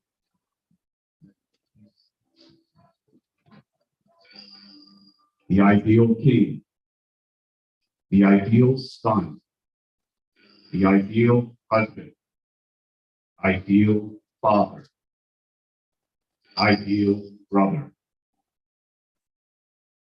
Lord Ram is none other than the Supreme Personality of Godhead, who has descended on earth with the purpose of highlighting how to live our life while fulfilling our duty to various people dependent upon us, and who, through his own pristine character and conduct, teaches us how to follow Dharma and lead a life of righteousness.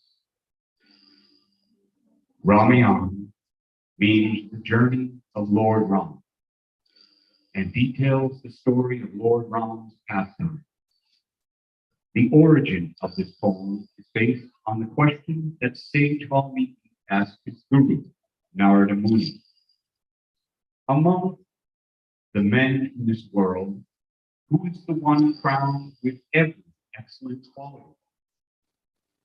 The answer brings us to the hero of this great epic, Lord Ram, the king of Ayodhya, the one who possesses all excellent qualities, the one who has mastered the science of human and divine weapons, the one who is well versed in the mysteries of Dharma, the one who is magnanimous of heart, who never strays from Dharma, who is not duplicitous, who is pure and spotless, the one who has conquered anger, who is non-envious, the one who is undefeated in battles, the one who is always charming, the one who is self-controlled.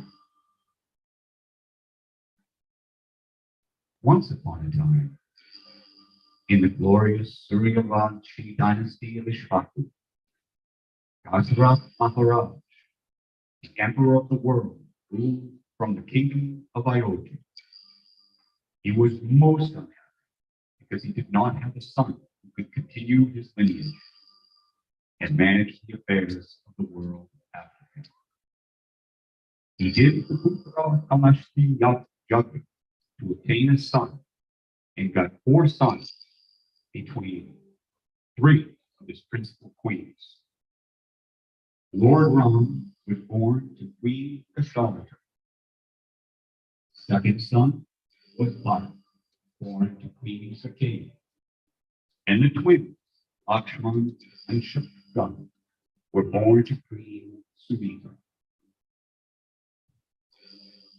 Ram means one who gives pleasure, and baby Ram lived up to his name.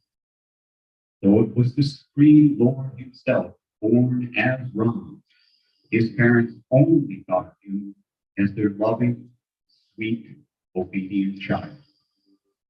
He was loved by everyone in Ayodhya.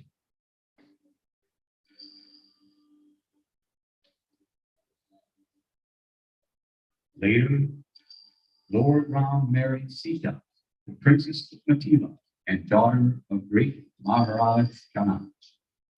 Due to a twist of fate, he was then exiled from Ayodhya and spent the next 13 years in the forests with Sita and Lakshman. Once, when Ram and Lakshman were not at home, Sita was kidnapped by the cruel and lusty Ashura Ravana, the king of Lanka, whose very name means he who makes others cry. Ram became grief-stricken, but later met Hanuman, the bravest of the Vanaras, and his most ardent devotee. Hanuman took Ram and Lakshman.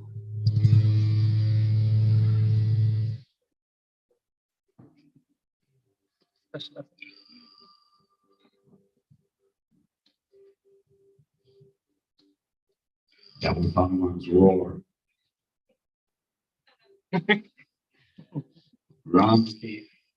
Hanuman took Ram and Lakshman to meet his friend Sugriva, who is hiding from his older brother, who is also king of the Vanaras, the arrogant and most horrible Vali. Ram promised to kill Vali and help Sugriva get back his wife. In return, Sugriva promised to send out his monkey army to help look for Sita Devi.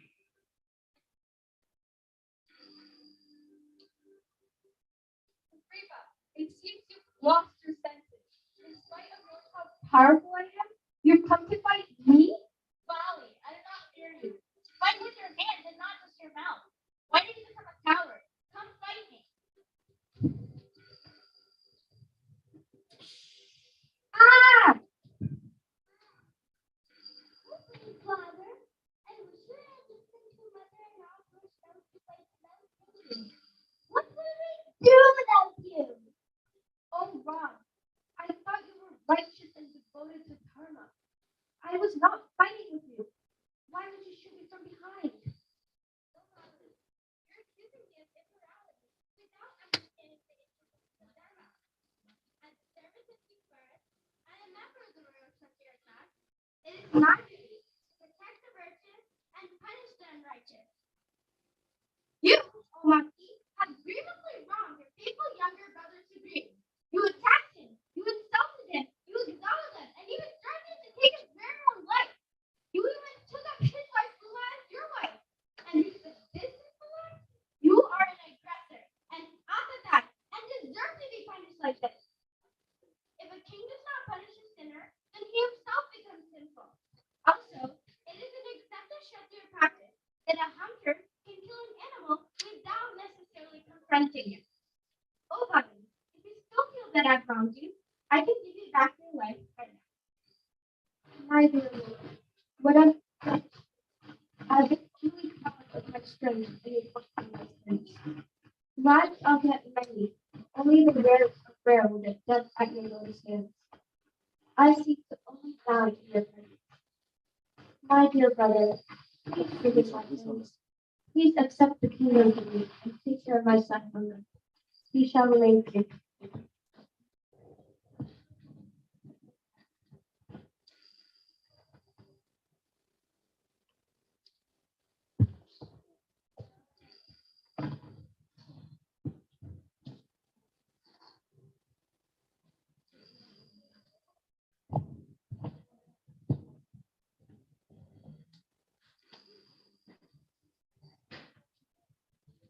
I want you to have this chain that that was the source of my power.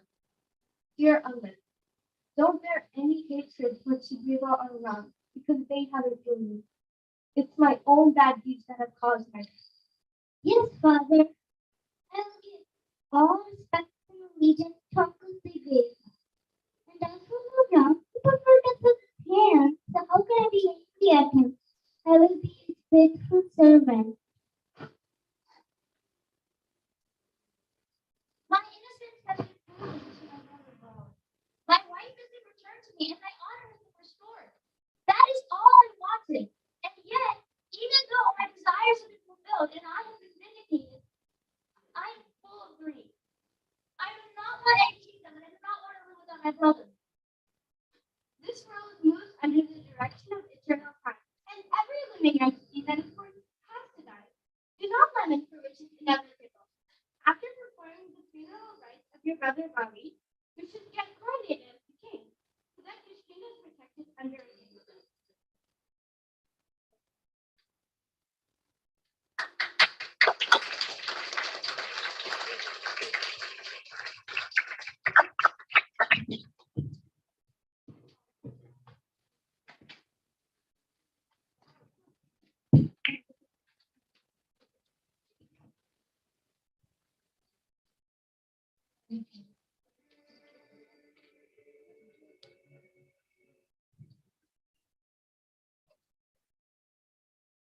After Vali's death, Sugriva is enthroned as the king of Kishkinda. Hanuman jumps across the Indian Ocean and finds Mother Sita in Ravan's kingdom called Lanka. There followed a huge battle between Lord Ram and Ravan, along with their armies, which resulted in Ravan's death. Lord Ram, along with Mother Sita, Lakshman, Hanuman, and the rest of the monkey army, proceeds to Ayodhya as their court also comes to an end. Lord Ram and Sita Devi were coronated as king and queen of Ayodhya, and there they lived happily for some time. We all know happiness in this material world is very fleeting, and that is what happened.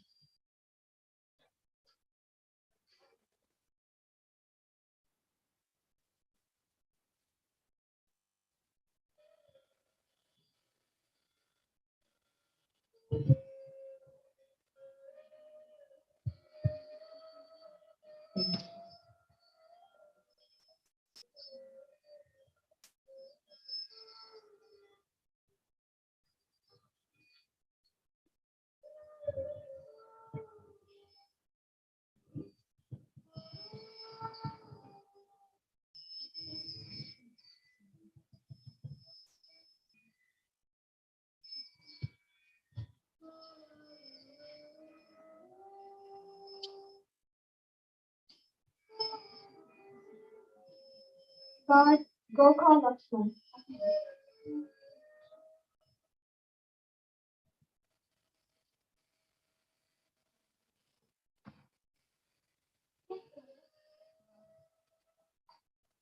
Oh, Lakshman, what I have to say is the most painful.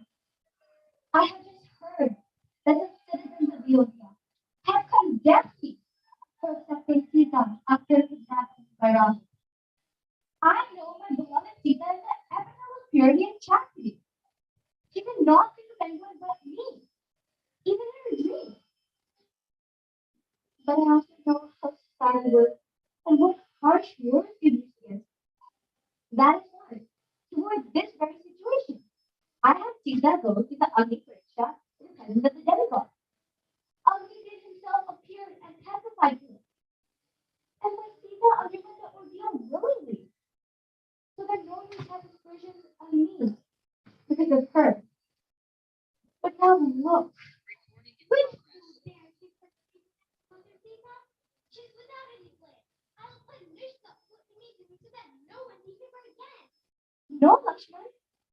We have to understand the concerns of our subjects. Even if one subject has such a thought, then I have to rest. As a king, I am duty bound to set an example for the people to follow.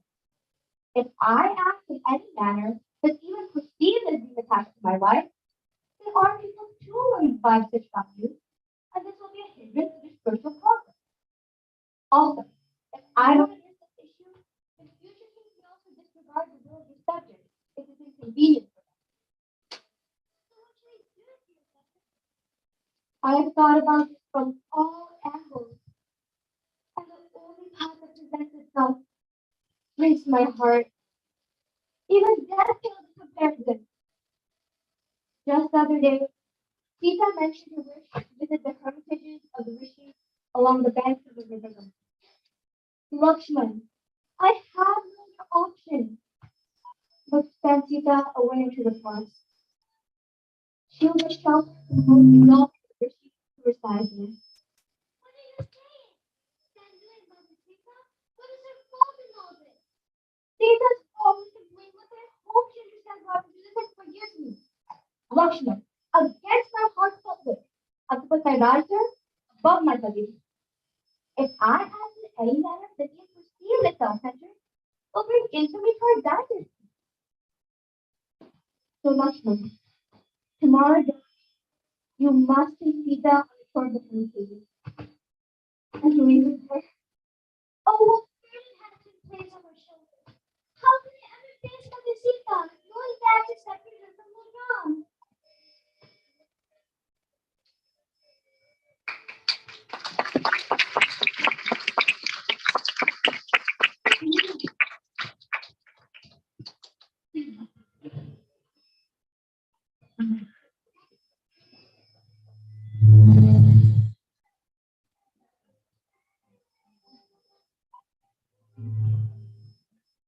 Dear Lakshman, will Rami joining us on the shore of the Hermitage?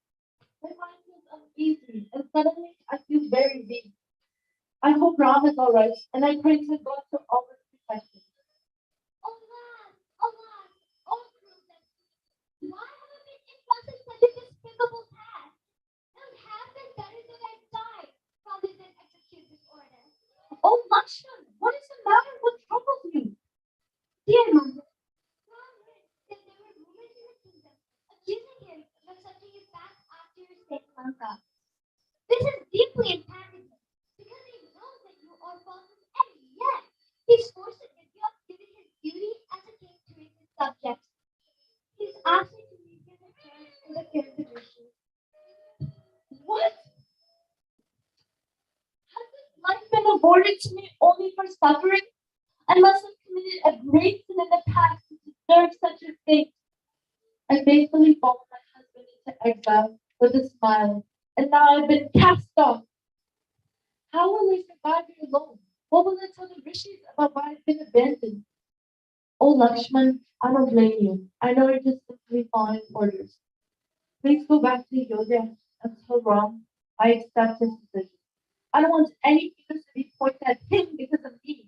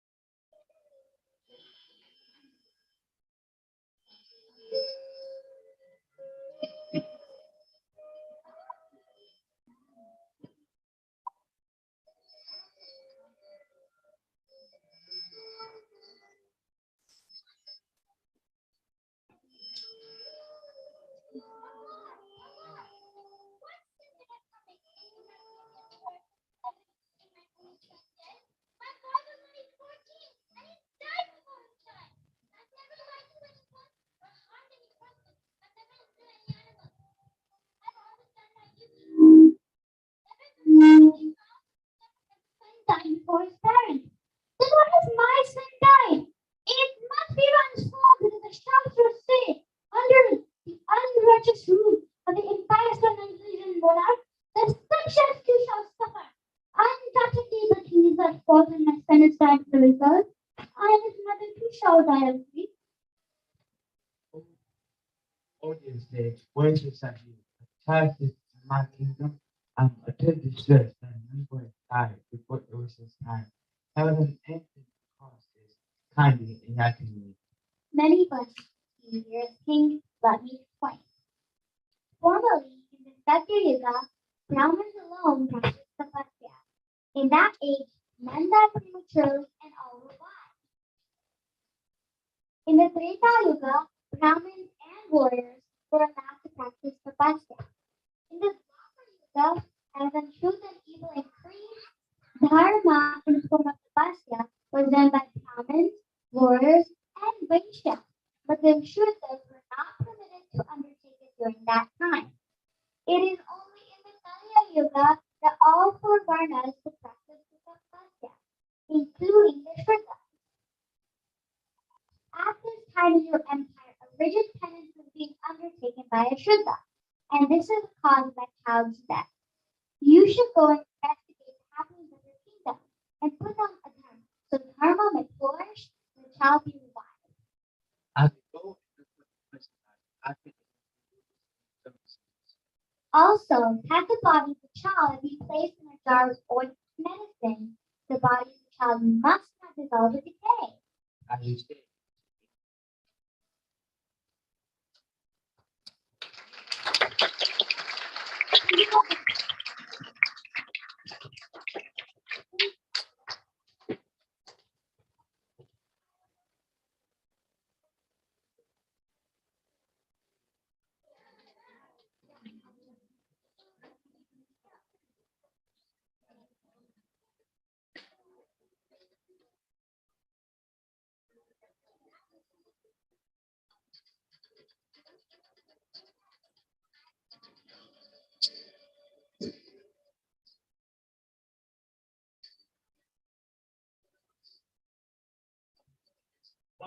Seriously, what brings communication?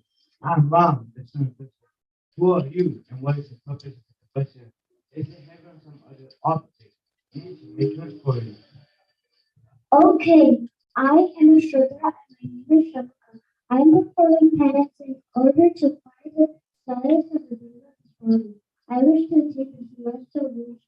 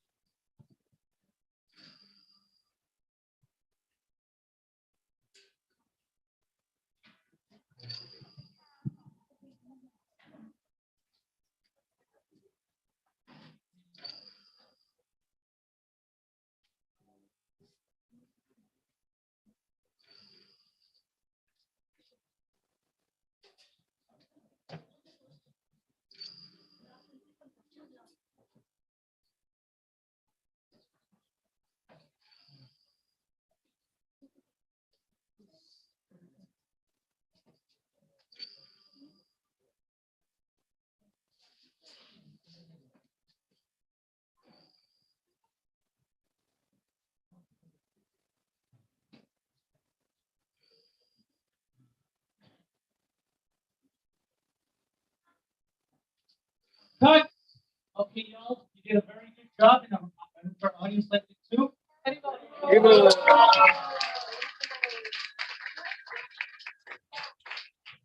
are still some parts that positive about Lord Ram and the actions he did.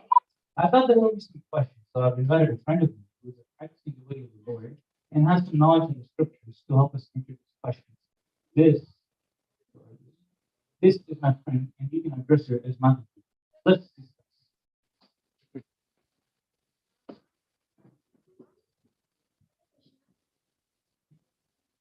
Krishna, I understand that you all may have questions. I'll try my best to answer them based on what I've understood from my Guru Maharaj. We should always make sure that for such sensitive topics, we don't inject our own material understanding, but get an understanding that is passed down through the bona fide truths to the disciples. Thank you, Mike. I would like to know why Samuel was killed for performing the tapasya. When understanding scriptures, the background context needs to be understood. Vedic culture recognizes that not everything in the universe can be perceived with our senses. There are several factors and other conscious beings that interact with each other. There's a hierarchy between various beings, and everyone participates in the cosmic governance according to their place in the hierarchy. If anyone violates the law, then the entire cosmic order is disturbed, which affects everyone. Shambhala violated such a. Oh, I understand. The cosmic order is being disturbed everywhere due to humans, human interaction. Man's expectation of Mother Nature is a perfect example. Deforestation has led to loss of countless animals and birds.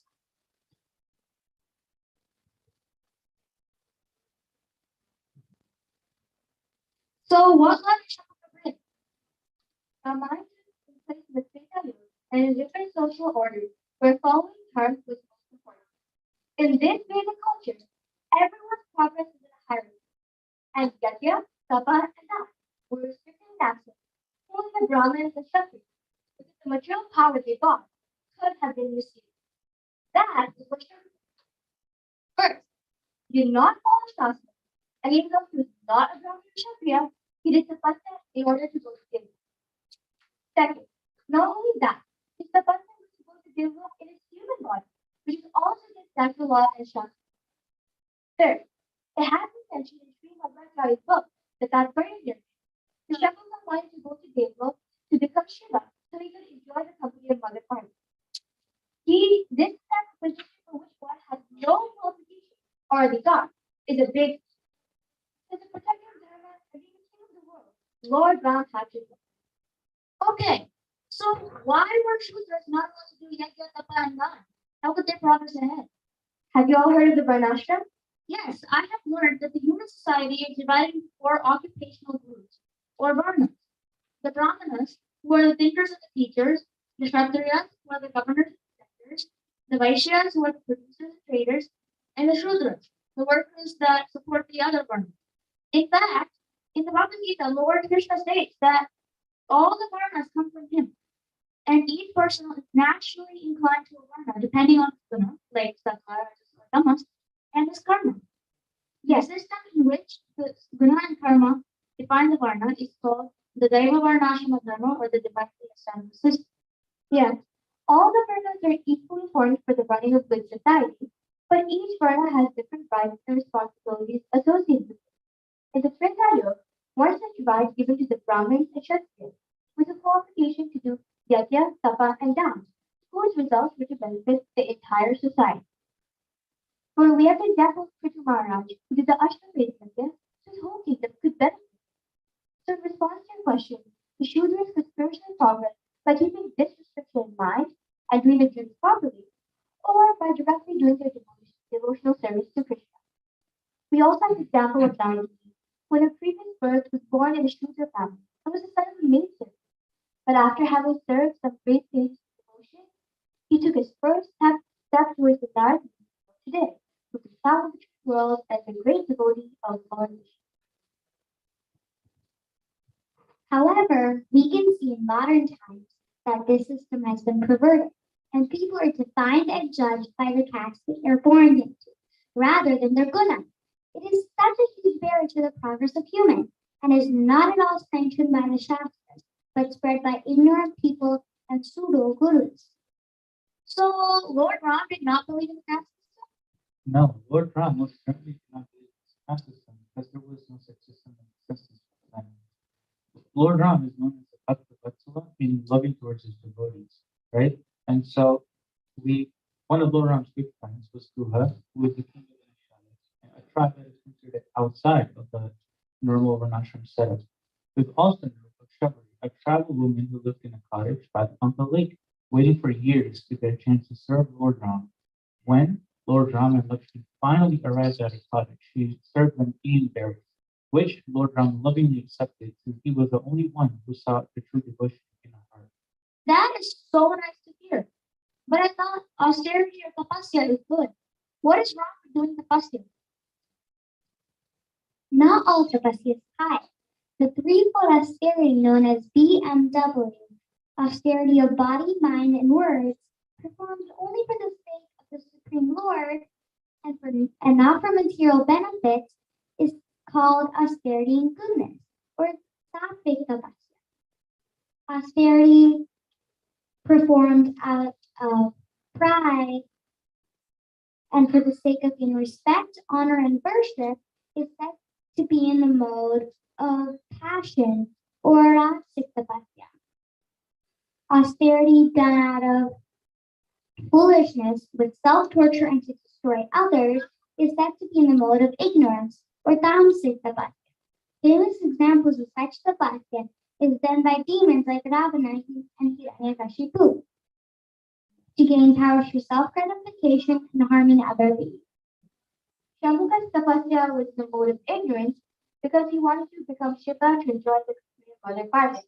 He tried to usurp somebody else's position, and that is a type. We know why command very often, but why can't command slaves?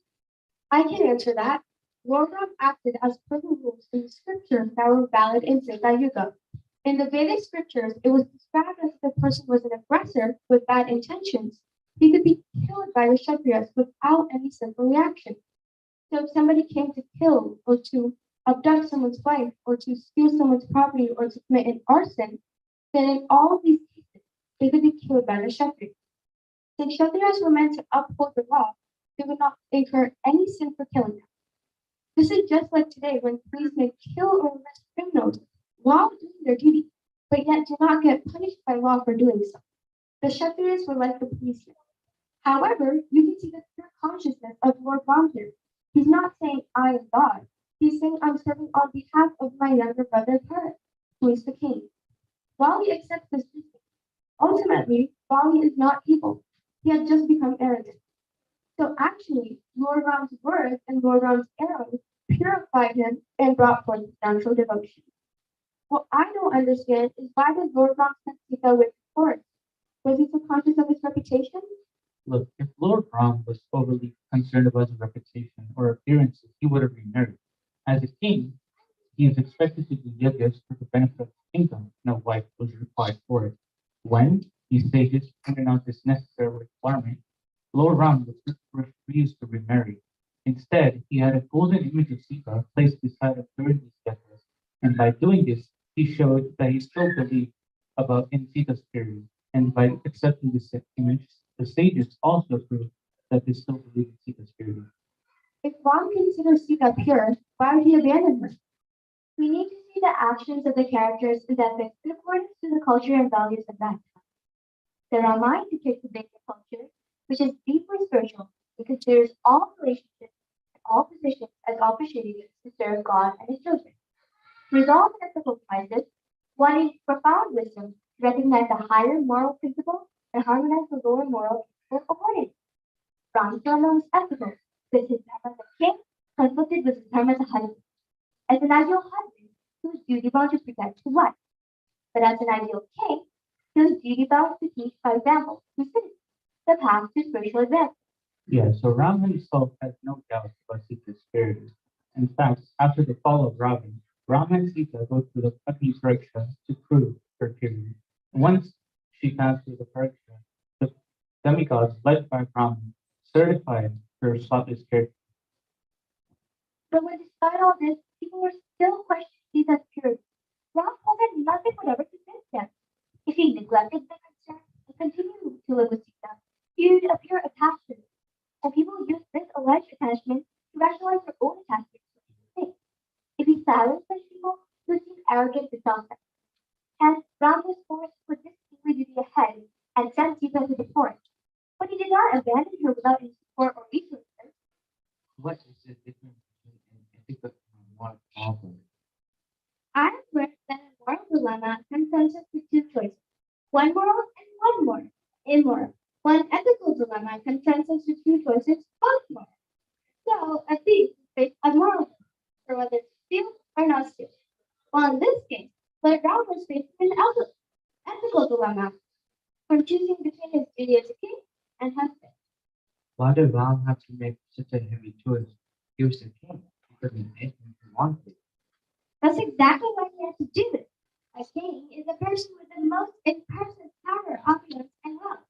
So, if a king demonstrates detachment by not letting material things come in the way of spiritual cultivation, then the king's example would inspire the citizens to live in a kind of way.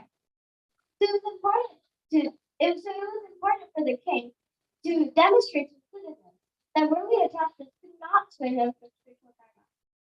But what I don't understand is that Lord Brown had a what about that? So Lord Ram never banished others. Because banishment implies being evicted out of a kingdom without arrangements for food, clothing, or shelter. That is what happened to Lord Ram when he was banished by his stepmother, Keke. In this case, Lord Ram asked Lakshmi to leave Sita by the hermitages, so that way the elderly lady hermits could find her and take care of her, especially since she was pregnant. In this whole pastime, I think Caesar turned out to be the victim.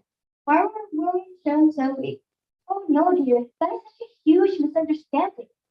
If Sita was weak, would she have insisted on accompanying her husband to the forest for 14 years like that, where she'd be surrounded by ferocious animals and noxious? No so-called strong, modern woman would have opted for this voluntarily. If she was weak, would she have the strength of character to give the ugly Parisha, even though Ram had told her she need not have done it, and she had told me to do as she wished?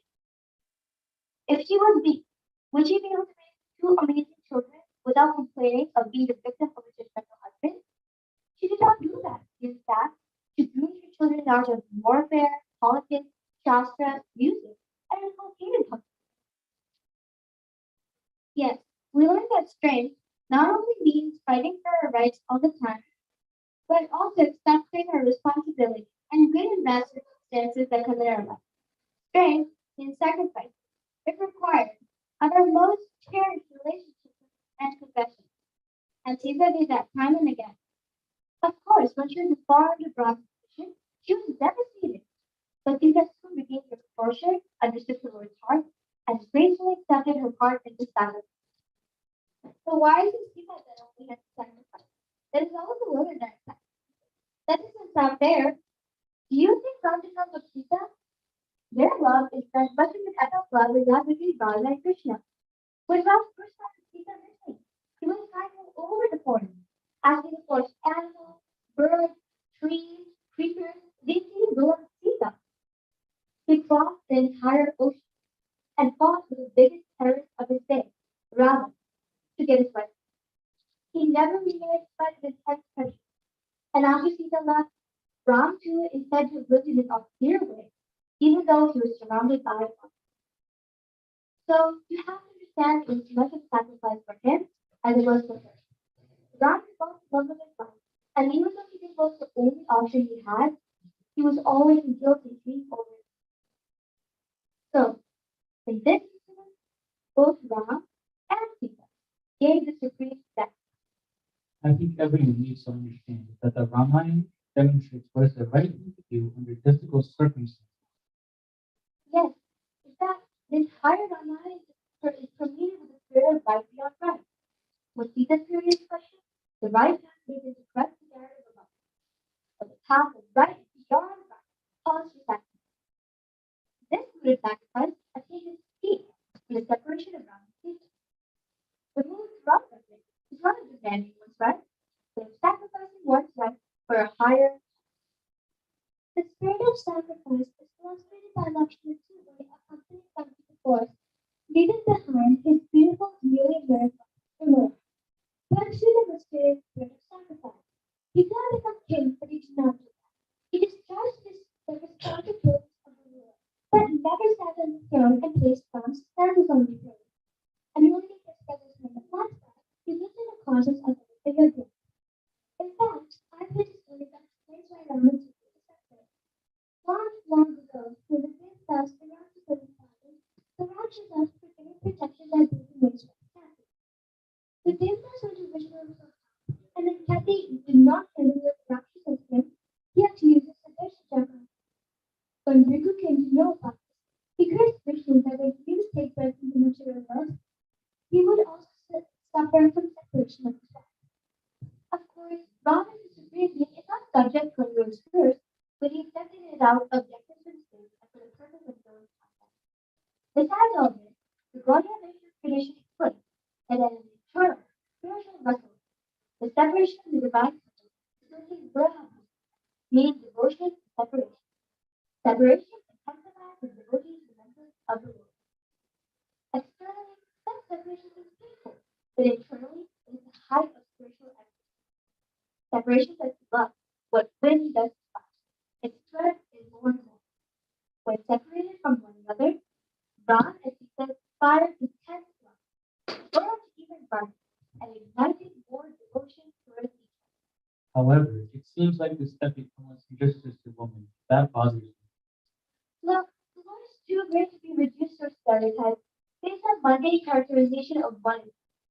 Lord's activities, known as lila or pastime, are adapted to serve their purposes. Accordingly, different pastimes demonstrate different qualities of the Lord. As Ram, his pastimes primarily demonstrate the Lord of sacrifice.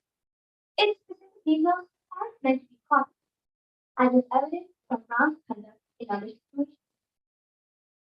That very Ramayana, which describes Ram standing with Sita, also describes Ram's faithfulness towards women from all sections of the society.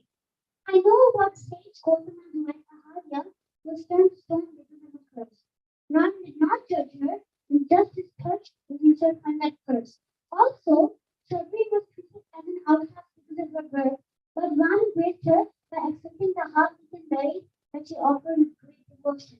Can you imagine offering yoga to the Lord that did not follow the rules of purity? We also know of Vali's wife Tara was given a place of dignity in the Kishkinda palace after Vali's death on Ram's instructions. Ram's compassionate nature to women knows no bounds. He later appeared as Krishna and rescued many princesses that had been abducted by Brahmasura. In those considered wicked crimes, those princesses would have been shunned by the society. But by marrying all 60,000 princesses, Krishna elevated their status to royalty. Raj forsaken Sita as an act of supreme sacrifice, harmonizing with the starting point of life. And that is the question asked by Bali. Who is an ideal person? The answer will always be Lord Ram, he who demonstrated the qualities of an ideal person. He who consistently demonstrates the virtue of sacrifice, no matter what it costs. Everything is so clear now, but I do still have one question. Why do people today demonize or run because of this incident? In today's Kali, almost everyone is motivated. There's no indication of the Shastras. And even where there is such indication, it is usually sometimes considered to be their own half-baked interpretation of the subject, which is nothing to inspire the sincerest students.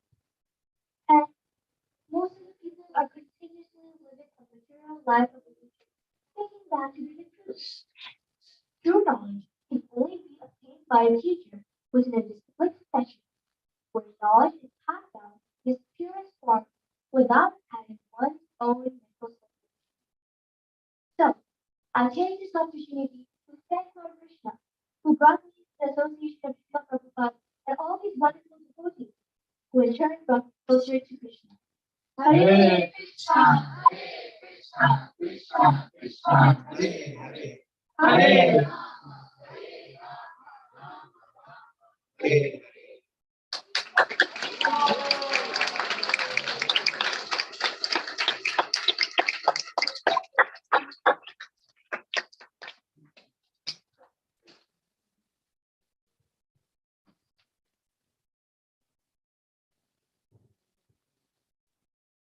So Hare Krishna. We hope that this play was very entertaining as well as very informative for all of you. The Lord needs no defense, so we did put up a defense for him. But having trusting understanding from Acharyas and the other devotees on these 20 questions, that's what helps us to have a deeper understanding of the Lord and his Leela, and also a resolute faith that can withstand any criticism or doubts from anyone. So this play was done by ISKCON Foster Vidyashram children. We have a Vidyashram program which was started 2.5 years ago to provide scriptural exposure to our children and provide spiritual perspective on life. So today, despite having good technology, financial opportunities, better medicine and healthcare, most of us are still dissatisfied with life. Depression and mental health issues are rampant, and this is also pervaded to our younger kids and children. So, giving our kids the guidance connected from the wisdom of the sages and scriptures is the best gift we can give them. So, our Vidyashram is a step in this direction. Our Vidyashram is a 5-hour program which is designed to provide academic skills with the study of spiritual and cultural philosophy. So, currently, we are reading and analyzing applicable life lessons from Ramayana. We're also learning the next of instruction written by our Gaudiya Acharya that provides a spiritual basis for our devotional life. We are also reading from Bhagavatam, which focuses on the lives of devotees and lessons that can be derived from it. We develop and hone academic skills like presentation skills, dramatics, like we saw now, singing, and so many other skills in the course of our study. So now that we are resuming our full-time classes, we'll be conducting sessions also on contemporary topics like the use of technology, body and nutrition, nature and healing. So if any of the parents are interested, they can get more information if files out in the lobby, or you can ask me any questions of the session. So back to the play, I would like to end by acknowledging and thanking the various devotees who have helped us put up this play in front of you. We have Padma Gopika Mataji, who was the main coordinator and facilitator, and on behalf of the temple. We also had Mukta Prabhu, who provided us help with the sound, Sagar Prabhu, who has the lighting and props, and in the play, we had Hima Prabhu, who was the narrator, and helped us with the beautiful background music. And of course, our main stars for this evening. So I'm going to stand on the side so you can see them all. So we are very, very proud of them. And I also want to thank the parents before I go on to name the children, because all the parents have all the memorization with the costumes, plans, and also inspiring them and coaxing them to learn their lines. So in skit 1, we had Radha Priya, stand up as Bali.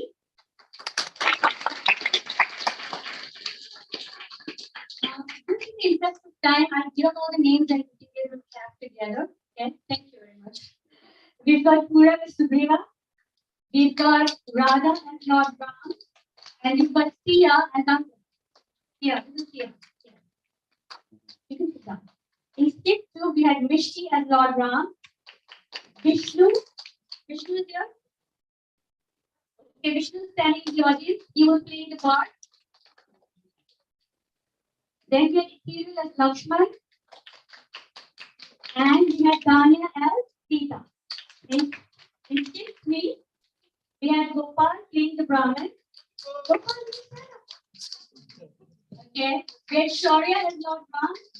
Correct. Riva as Naraswati. And Vishaka as Sampu. Vishaka is here. And at the end, we had Shresh Ram play the director. And we missed you play the devotee. So thank you all very, very much for your patience. And we go to the next part. We're having our kids singing Ram Rakshas. The idea is continue to become directed by democracy. Please give a big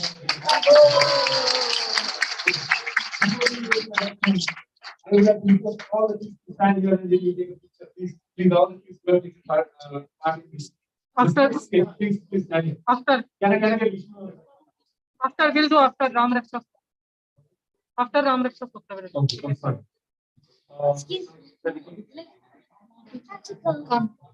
You can just sorry, come and sing behind.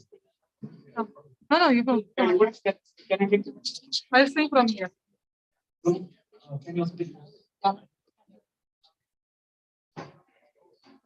everyone, please take pictures. थांब येतोय. हरी बोला की राम रक्षा स्तोत्र नंतर घेता येईल.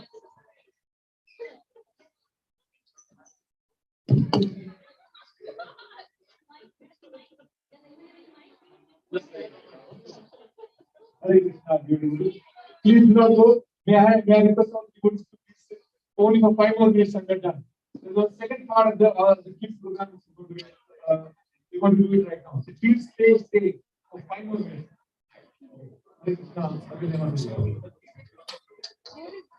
And we have Ram Raksha Sutra.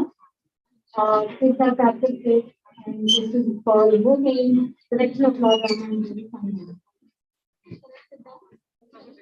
Now, yes, she's getting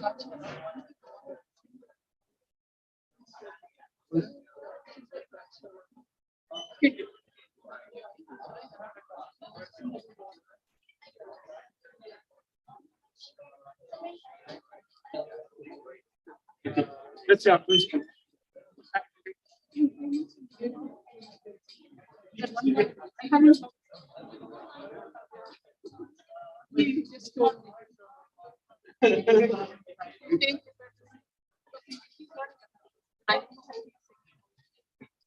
By the time this can you hear it? Just hear it. Hear it. so today before.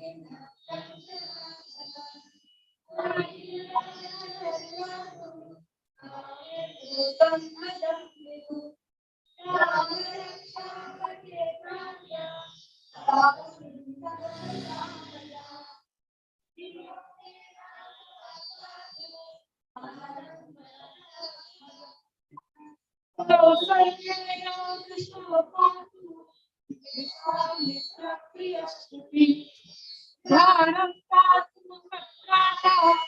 मुखं सौमित्रिवत्सला जिह्वां विद्यानिधिः पातु कण्ठं भरतवन्दितः स्कन्धं विद्यानिधः पातु भुजो भग्ने शतायुतः करो सीतापतिः पातु हृदयं चामरत्नम् मध्यं पातु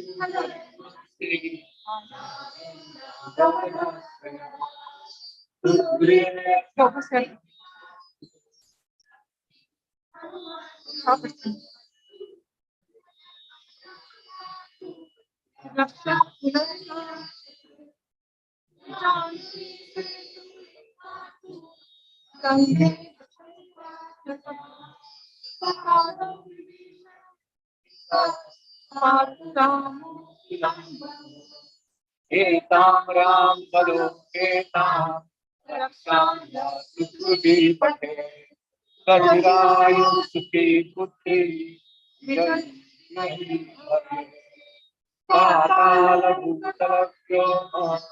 चारितस्पद्मचारिणः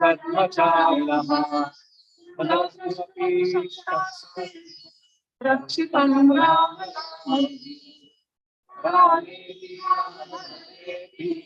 रामचन्द्रेति Ram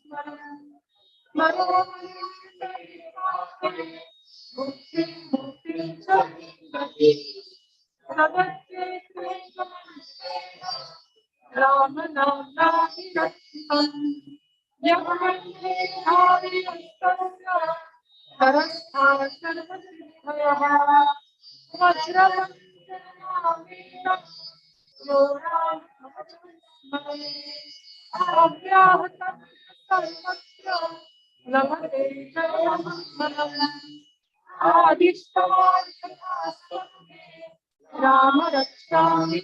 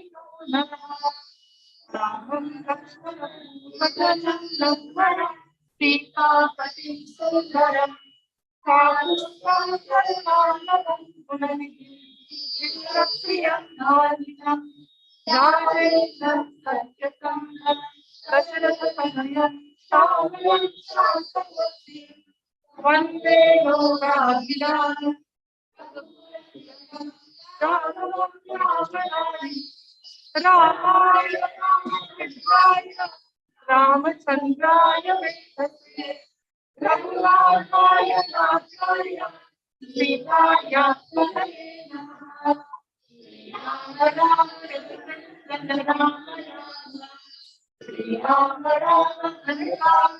Rama Rama Shri Ram Ram Krishna Ram Ram Shri Ram Ram Ram Ram Shri Ram Charanam Saraswami Shri Ram Charanam Saraswami Shri Ram Charanam Saraswami Shri Ram Charanam Saraswami Mataram Bhakti-Ram Chandra Swami Ramo Bhakti-Ram Chandra Sarvasvam Me Ram Chandra Dayati Naryam Jane Naryajami Jane Lakshmi Lakshmi Yasya Ame Pujanam Pada Guru Mati Yasya Sammante Lakshmi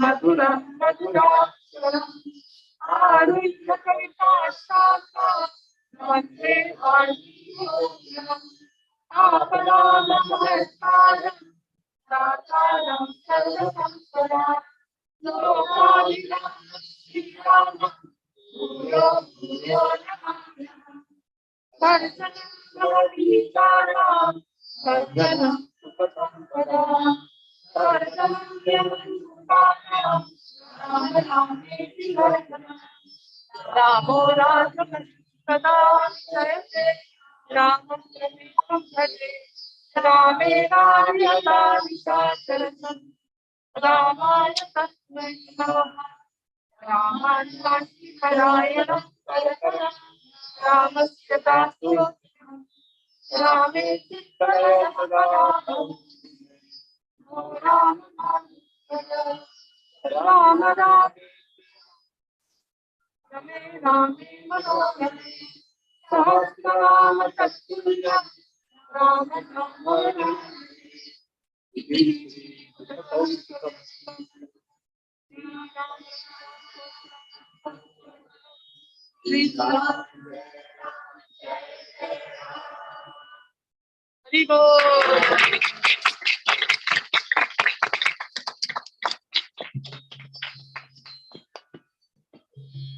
Thank you very much, everyone, for your patience. I know it has been a long evening, so we will not take much of your time. Thank you all the Sunday school kids. So we have another program called Sunday School Program. It has been existing since the time Srila Prabhupada has established this con, and still this temple has been there. We have Sunday school every Sunday from 5 to 6 p.m.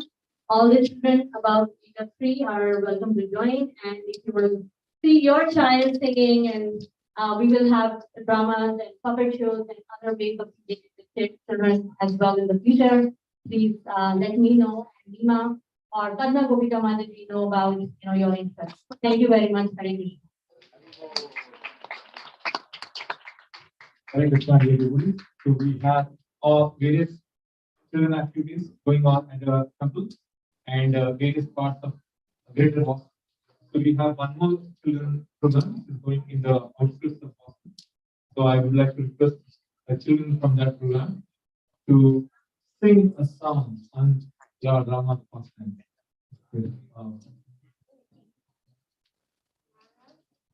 Ara is going to sing.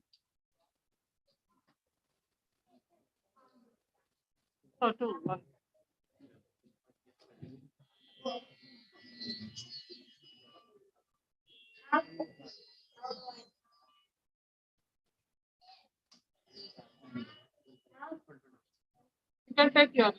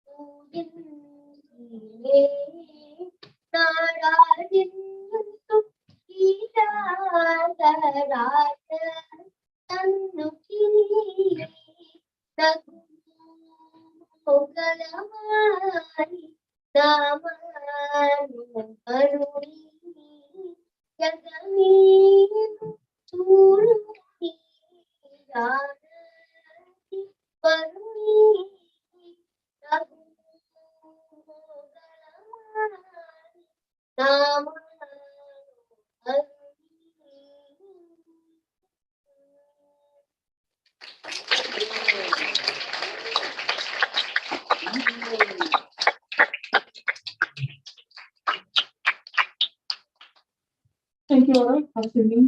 We very recently joined the Rama class and like nothing music as well. We could go next one. Thank you. Alex. Hare Krishna. I would like to reiterate, at ISKCON Boston, we have various children activities going on. As we know, that we have Vidyasana, we have Sunday school, and we also have a suburb. In the suburbs, we have this Ramayana class which is going on. So those who, the parents who want to have their kids to be part of one of our Sunday school, one of our children activities, please contact us. I would like to volunteer. Athulya Mataji, please see her. She'll be able to actually pitch your kid in one of these programs. So please see her. Thank you once again for coming to this Ramanand program here. We are not ending our program here. Now we are going to immerse ourselves in the Holy Name. We are going to have some of the most talented Kirtanias here now who are going to sing today. So today's whole night will be filled with Lord Rama's and Lord Krishna's holy name. So please stay on. Those who want, the prasadam is outside. It's a two-go prasadam. Please grab a plate of prasadam and come back and sit here. Okay. Because we do not want you to go today without having prasadam. Because prasadam is the one which flies off like by the time you reach out there. So better grab one plate of prasadam and then come back and sit here. Do not go, otherwise we miss one of the most important part of this evening. That is the chanting of the Hare Krishna mantra, the kirtan. So we have His Grace Rakshak Prabhu who is going to sing, and after that then we'll have Karuna Mataji also going to sing, and then we have some other kirtanists who are also eager and ready to sing here. Thank you, dear devotees. Hare Krishna.